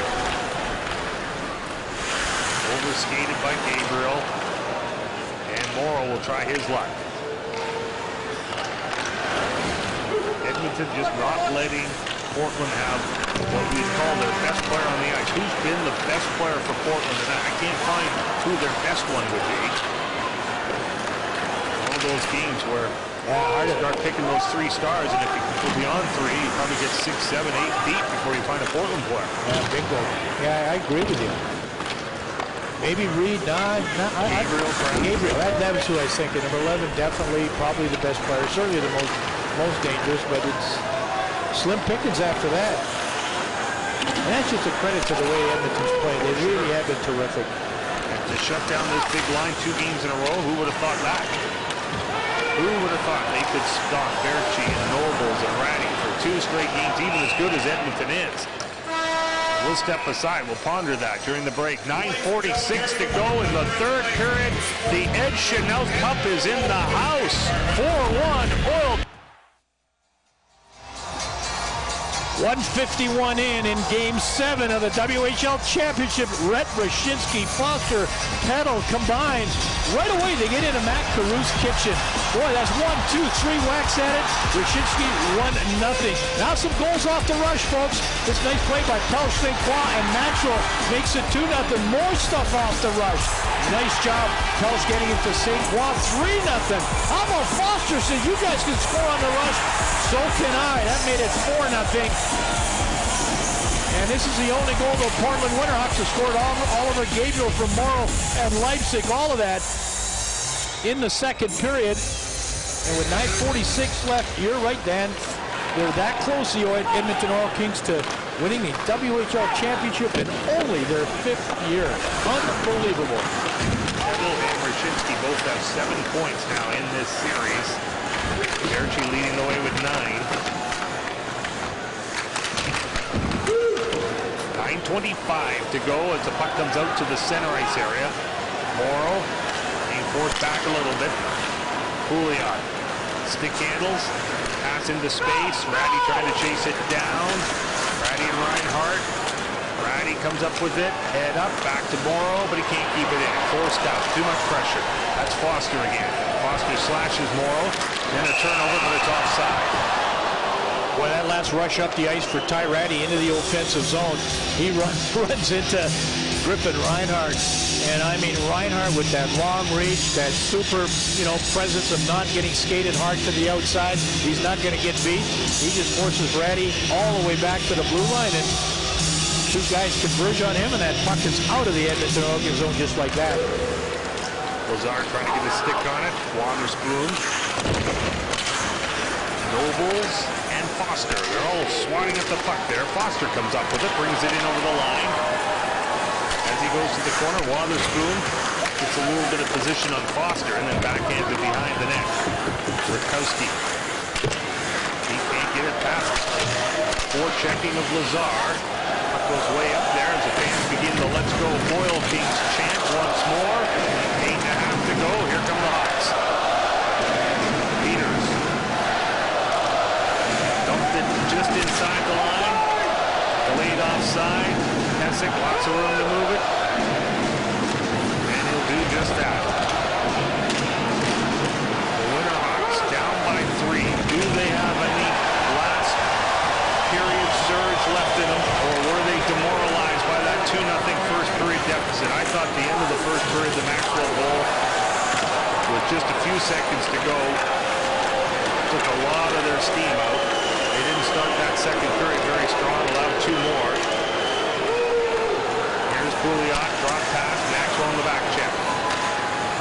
Leipzig was slow to get up a few moments ago after being hit. Morrow's got possession of the puck. Around the boards it goes to Reed. Morrow starts back. He hits the blue line, no further. Scoring chances in this game's got to be pretty low for Portland as Ryshinsky hits the hole. There he goes. Ryshinsky trying to get through. Can't. Pouliot gets the puck up. Here's Berchi. Now Leipzig in over the line. Leipzig cuts to the middle. Tries to pass it over to Berchi, but it went through him as Foster on the back check was reading it. Waterspoon trying to stay in. Does. Puck go can't. It comes out to the neutral zone. 7 minutes exactly remaining game 7. As the puck goes to Pesic. Pesic, head up, and over here to Peddle. Peddle will shoot it in nicely soft into that far corner. That'll be the plan. We want the cup is now the chant. When's the last time we heard that in this building? Oh, I remember, but it was a long time ago.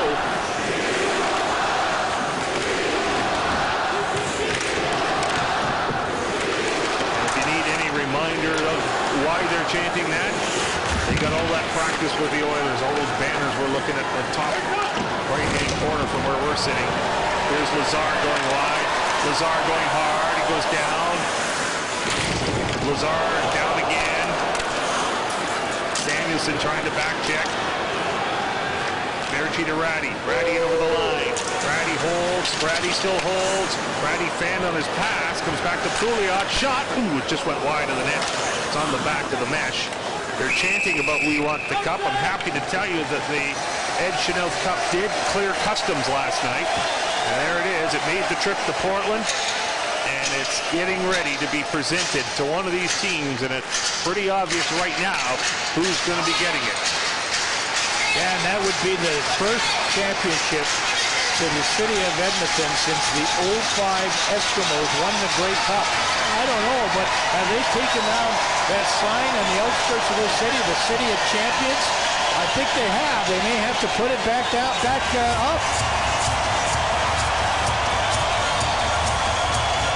Yeah, this is pretty special. I don't know what I've seen as a complete game by a team in the playoffs as we've seen here tonight. And Petal's not going to go down on that hit. Quite possibly they saved their very best for the very last. Foster puts the puck in front of the goal briefly, and Lear gets it and shoots it in. Portland hasn't even had a power play. There's only been one in the game.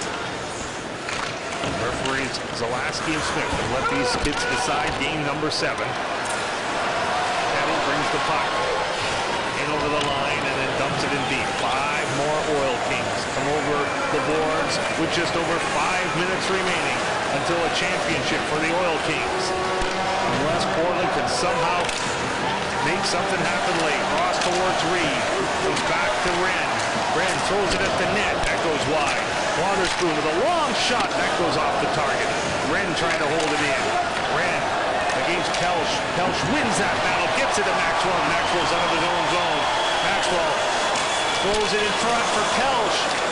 Kelsch. His pass knocked off stride, or at least to the Winterhawks. Leipzig go no further than the blue line. Now knocked out of play at the Oil King bench. All right, ladies and gentlemen, The 20-year-olds, so critical, so important. If you're going to win a championship, these are the guys you got to have. Well, you take a look at Rhett Wyshynski from Edmonton, played all of his career here. Jordan Petal, they told Derek Blackstone and Bob Green that when you got Jordan Petal from Swift Current, you were getting a playoff performer who was going to never let you down. And I think the acquisition of Tyler Maxwell was absolutely terrific by Bob Green from the Everett Silvertips. And a little bit slow, a little bit quiet at some points in the playoffs, but he's been a factor, I think, in this series against the Winterhawks.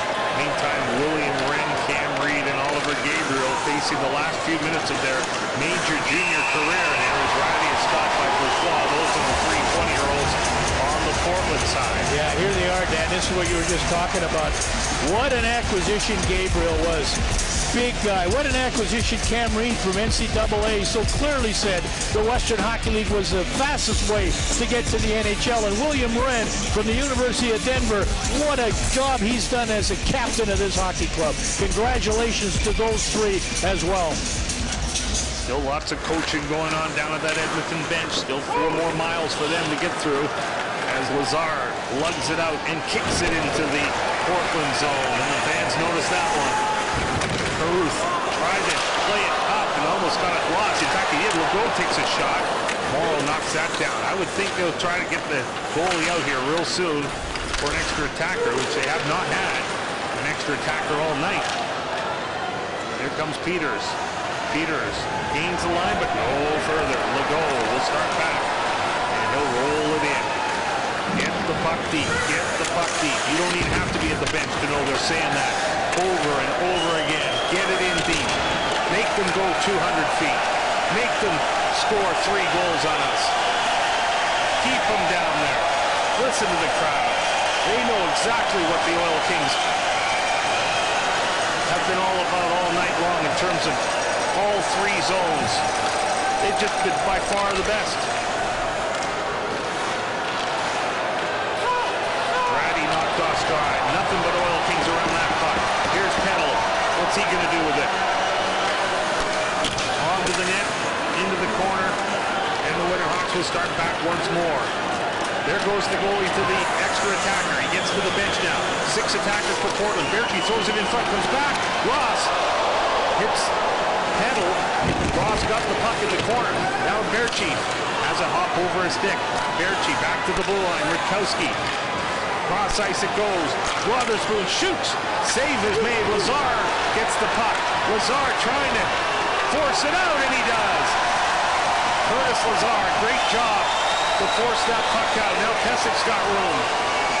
Keswick plays it around the boards. Followed up now by Leipzig. 2 minutes and 10 seconds remaining. Leipzig in over the blue line. Keswick and Leipzig as they battle for position. Keegan Lowe standing at the the side of the net. Legault waiting to see what happens. Ross gets it. Back to the blue line. Morrow. Shot. Wide. Leipzig tries to get it back to the net. Leipzig still in the corner. Backhands it right into Legault. Minute 45 remaining. Morrow puts the puck towards the net. Here's Gabriel. He fell on his knees. He lost the puck and it's shot down the ice. This will be icing on Edmonton. Ladies and gentlemen, we have our 50-50 winner for this evening. We congratulate Tina Horton-Lamont, who has won tonight $20,131. Now a timeout being called with minute 33 and 12,500 fans on their feet here in northern Alberta. Dan, it's hard for me to really believe that when these playoffs started, the Edmonton Oil Kings had never won a playoff game. Never mind a series. Now they're a minute and 33 seconds away from winning the Ed Chanel Cup. Then, if coaching ability is measured by your team's work ethic, both of these coaches are A+. Hard work, sacrifice, not real popular concepts in today's world, and these two guys have had it in spades this year. Listen to their play. They beat Kootenay in 4. They beat Brandon in 4. They beat Moose Jaw in 5. And they're a minute and a half away from beating Portland in 7.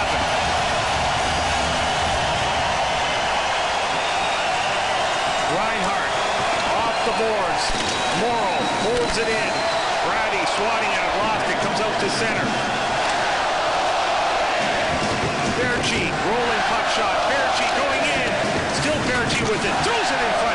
Right to Foster, who flips it down the ice.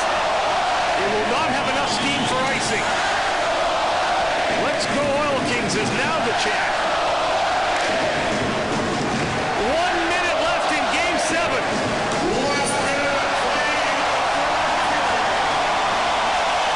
Brady in over the line.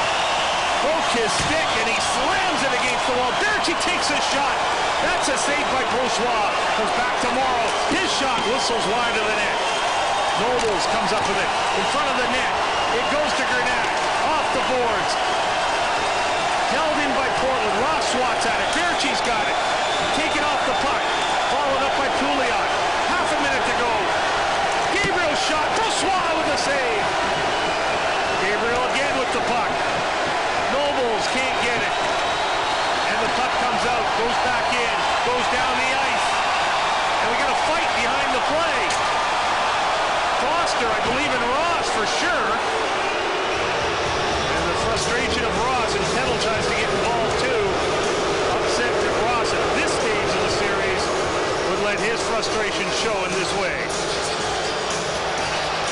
And Kettle still wants to get at Ross. Look at this. And Gabriel wants to get at Kettle. This is unfortunate. I don't know what started it. The puck was way down the ice. I don't know why Foster would start it. I could see if Ross frustration, but Ross is not going to be here for the handshake. You know, I would have expected Brad Ross certainly to have a fight or two in the playoffs. And in this series, that's not surprising. He's got 12 goals in the postseason. But I am surprised he hasn't been more of a factor offensively for his hockey club. That young man there has been a special performer this game tonight, hasn't he? On the big screen, they're showing the cup with two RCMP officers holding it. A big celebration going on at the Edmonton bench. Well, how's that for a 5-year plan? My goodness. The Edmonton Oil Kings going to be champions. They're going to the Memorial Cup. They're going to win the Ed Chanel Cup. And there is the history of the Game 7s over the years. This one in full control by Edmonton from the national anthem on. They lost last night in a nail-biter. was emotionally draining. It was, but only for one team. The team of the red, the Portland Winterhawks. This white team, the Edmonton Oil Kings, they look completely fresh. They look like they were playing game one of round one tonight. Yeah, no, I couldn't agree with you more, Dan. That's exactly how prepared they were. I mean, they talk about doing the simple things. Yeah, fine. But it's a lot easier sometimes said than done to do the simple things. They just made a lot of right choices. They combined beautifully offensively when they had to. Defensively superb. Last puck drop of the season. It's been a while, but the City of Champions have a new team to celebrate. It's the modern-day Oil Kings, who are kings of the Western Hockey League. Edmonton wins the Ed Chanel Cup.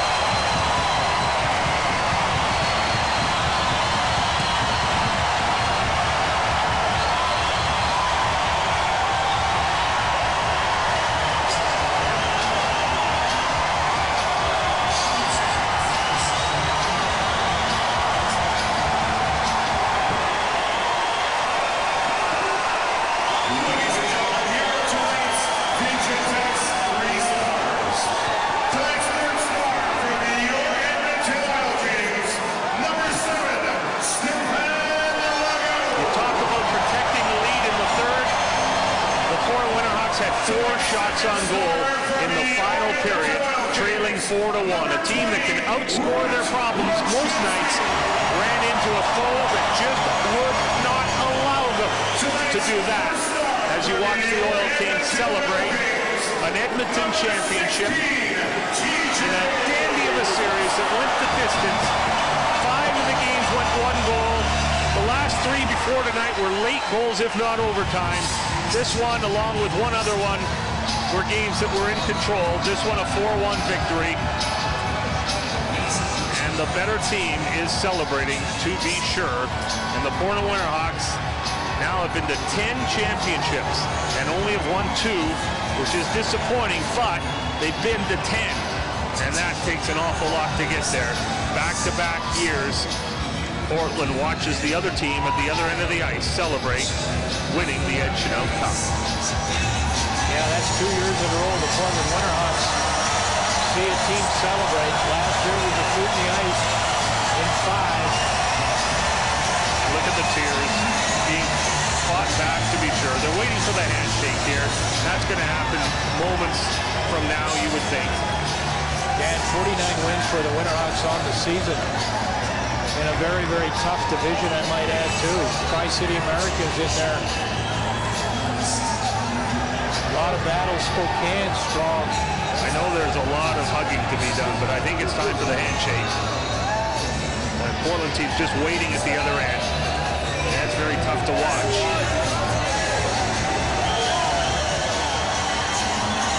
I'm sure Mark Tessick will gather them all together. I know the family and friends want to get out there. It's time to shake hands. These 2 teams have had a marvelous series. Yeah, credit to Winterhawks. Boy, that's pretty classy down there. They're sitting, they're heartbroken. Yeah. Look at them. They're just waiting to get in the dressing room. And they might go soon if Edmonton doesn't. And I'm getting very close to not blaming them. No, exactly right, Dan. I mean, that's too many people on the ice. Let's go. Let's shake. Another little pet peeve I have, those hats can go on after the handshake. I don't think anybody's even paying any attention to the other end of the ice. Wow. There's the Winterhawks. They're just waiting and waiting.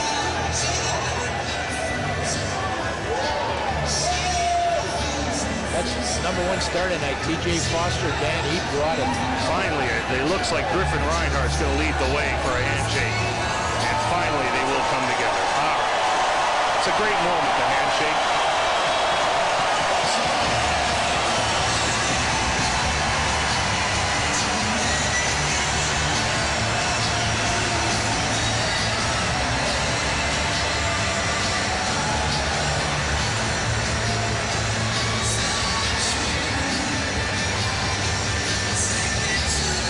mentioned off the top, unlike the last time we had a 7-game series, there's no consolation prize. There's no backdoor into the cup. That's right. I mean, that was the year Vancouver was hosting and they lost in double overtime. And they got to continue to play. In fact, they would play Medicine Hat twice more and then beat them in the championship. So both teams had a chance at hoisting a trophy that particular year. Not this time for the Portland Winterhawks. They will fly home tomorrow.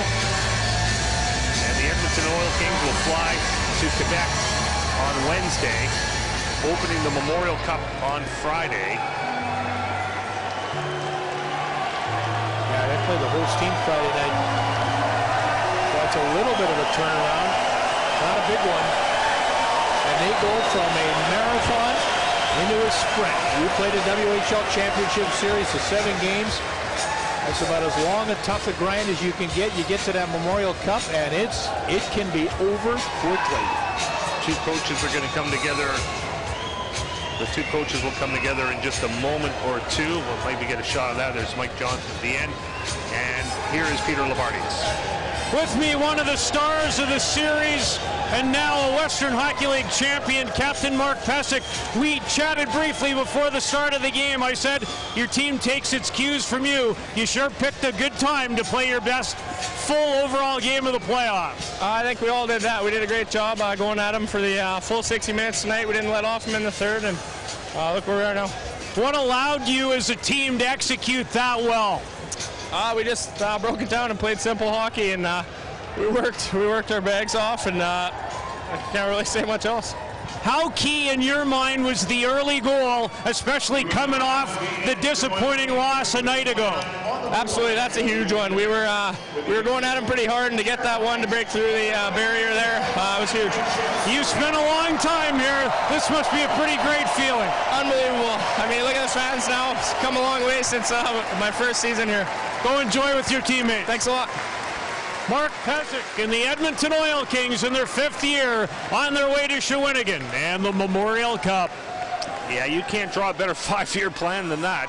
Bob Green, general manager, his hockey staff. Obviously, congratulations to them and the entire organization. Imagine that. 5 years ago, we were here with our Shaw cameras. The very first night the Kootenay Ice were here, they scored at the buzzer and won that game. And then 5 years after that, we're here watching them win Game 7. I wouldn't have thought that, really. Not that the Edmonton Oil Kings were not a competitive team early, but there's a lot of losses when you've got nothing but,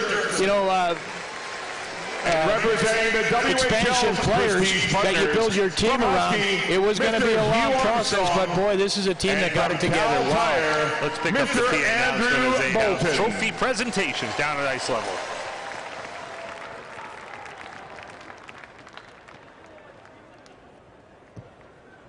And now for the presentation of the 2012 Western Hockey League Playoff Series Most Valuable Player Award, to be presented by WHL Vice President of Hockey Operations, Mr. Richard Dirksen.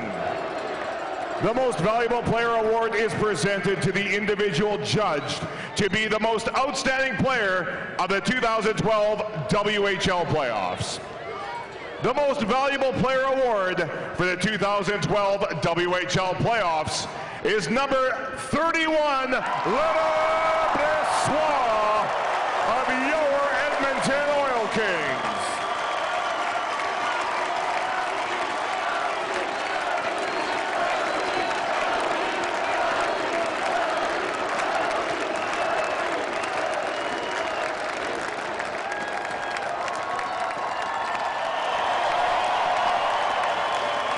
We would now ask the alternate captains of the WHL champion Edmonton Oil Kings to come forward for the official presentation of the WHL Championship Series commemorative plaques. On behalf of Cal Tire and Husky, WHL presenting sponsors of the WHL Championship Series, Mr. Hugh Armstrong and Mr. Andrew Bolton will now present the WHL champion Edmonton Oil Kings alternate captains Travis Owanek, TJ Foster, and Keegan Lowe with WHL Championship Series plaques. We're going to award the plaques first, and the big championship trophy will be coming in as Edmonton gets ready to hoist the big Ed Chanel Cup. And I want to go back to Laurent Brossoit for just a minute. Yeah, I definitely agree with what Peter Labardes has been saying a lot on our broadcast. I think Hockey Canada has to have noticed what that young man has done. He's an 18-year-old. He's a 19-year-old next year. You may be looking at a strong candidate for the World Junior Team goaltending position for Team Canada next year. There's the big trophy. By the way, hats off to his goalie coach, Justin Schwartz. Probably doesn't get very much credit. MVP, the goalie coach should get some of the credit there. Look at that Ed Chanel Cup, which was renamed after the longtime former president, Ed Chanel, a few years ago.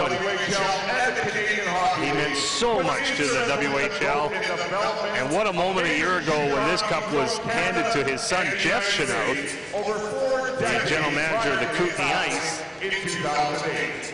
And remember, Ed Chanel, Bill, he owned the Edmonton Ice franchise before they moved to Kootenay. So there's a little bit of a tie-in there in terms of this trophy in Edmonton. Ed would have been very pleased about that. Mr. Ron Robson to present the Ed Chanel Cup to the captain of your Edmonton Oil Kings, Mark Passon.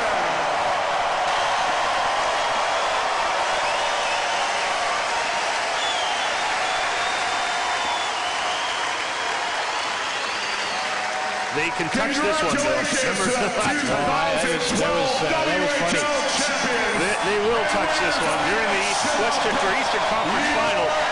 They wouldn't lay a finger on it. Well, 2 years in a row they've tried different strategies. It didn't work. There's a great photo. And the Ed Chanel trophy. Ed Chanel so prominent. There you go. In the Scholastic program, too, that this league offers. And by the way, when you look at that celebration, that is the Western Hockey League Scholastic Team of the Year. Congratulations on all counts to the Edmonton Oil Kings. And time for the victory march. And nobody's left the building now.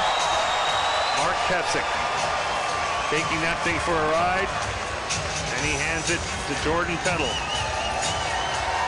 Yeah, those 20-year-olds got to get it first and foremost after the captain.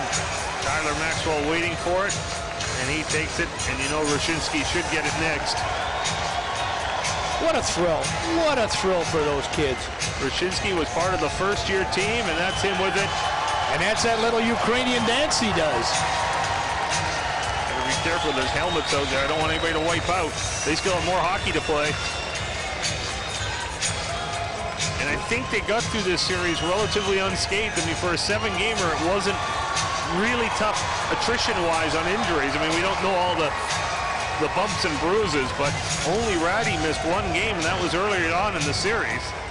Pretty much everybody got through it. And you can't say that about every 7-game series that's played.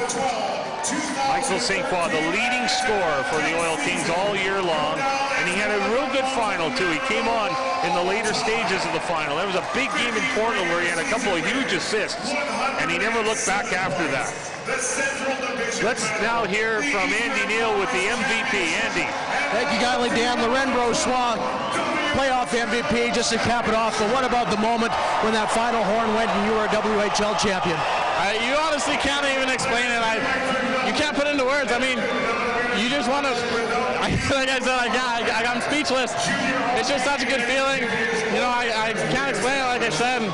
I'm just going to enjoy this while it lasts. How about the significance of the MVP? You already won one in the Eastern Conference side, and now playoff MVP. Yeah, that's just the cherry on top of the cake, you know. I thought tonight we played unbelievably defensive, and our guys did a tremendous job. I don't even think I had to do that much. You know, I can't thank them enough. They played outstanding throughout the playoffs, you know. We win as a team.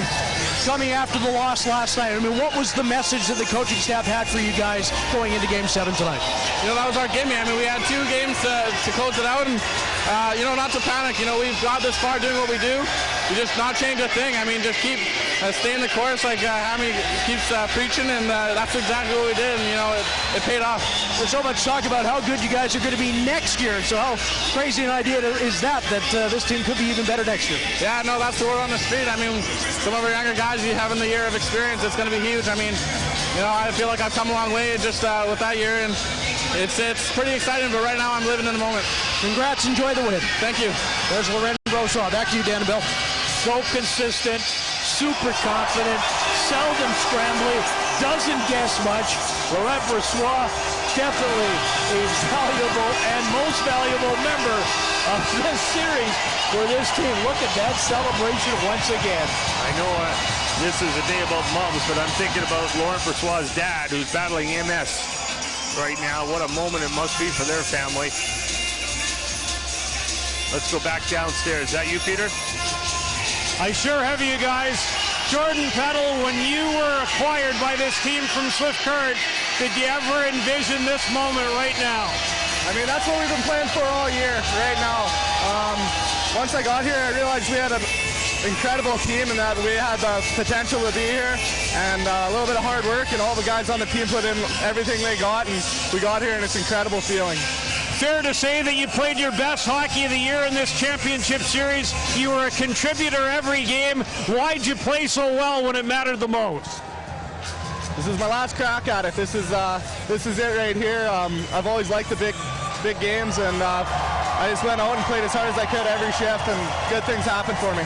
Enjoy the moment, young man. You deserve it. Thank you very much. Andy? Thanks, Peter. You go from a 20-year-old to a young man whose career is really taking off. Curtis Lazar, congratulations. What are you thinking right now? It's great. You know, I did this for my mom. It's Mother's Day, and I didn't have time to get her or anything because we were busy, but this one's for her and just for all the guys. What about the game tonight and the way you guys were able to respond after the tough loss an evening ago?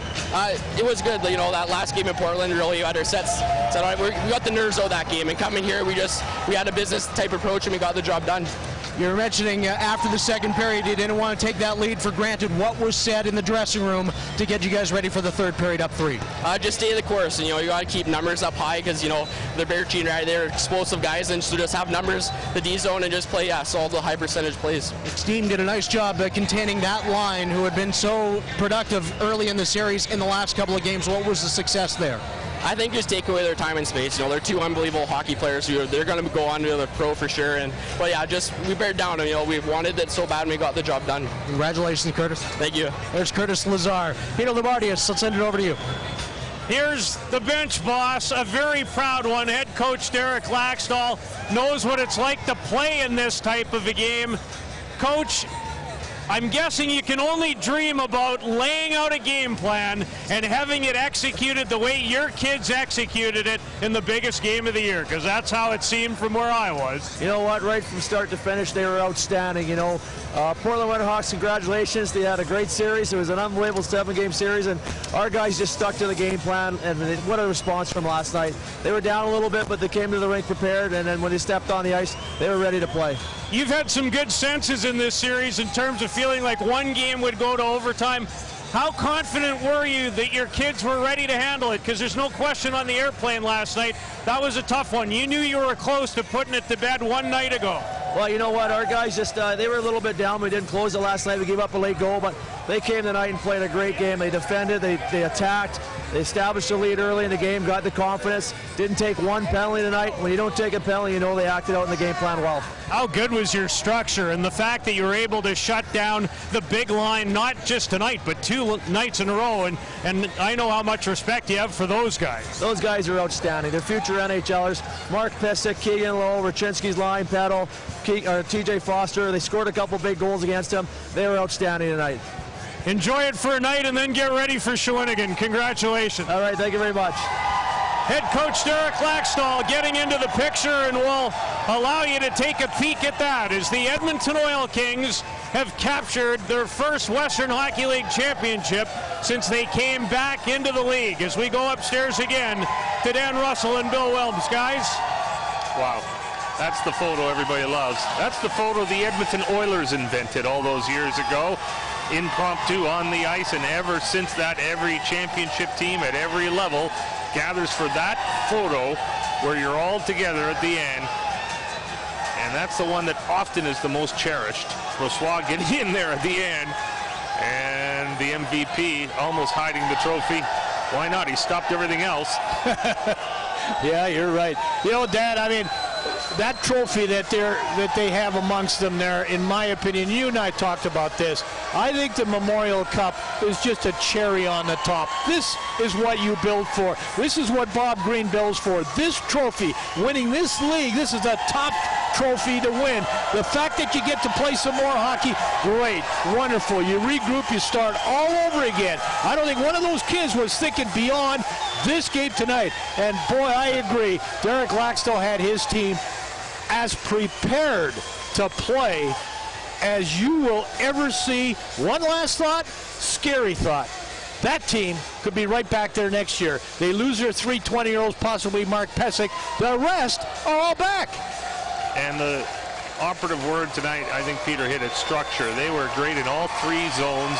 The better team from drop of the puck till the very end. Portland only had 20 shots on goal. The big line doesn't get anything for 2 nights in a row. So here's the 3rd WHL team in Edmonton. You had the old Oil Kings who moved to Portland all those years ago. You had the Edmonton Ice that moved to Kootenay, and they won the championship last year. In the 3rd go-around, you've got Edmonton winning the modern-day Oil Kings, capturing the Ed Chanel Cup. Let's go back downstairs.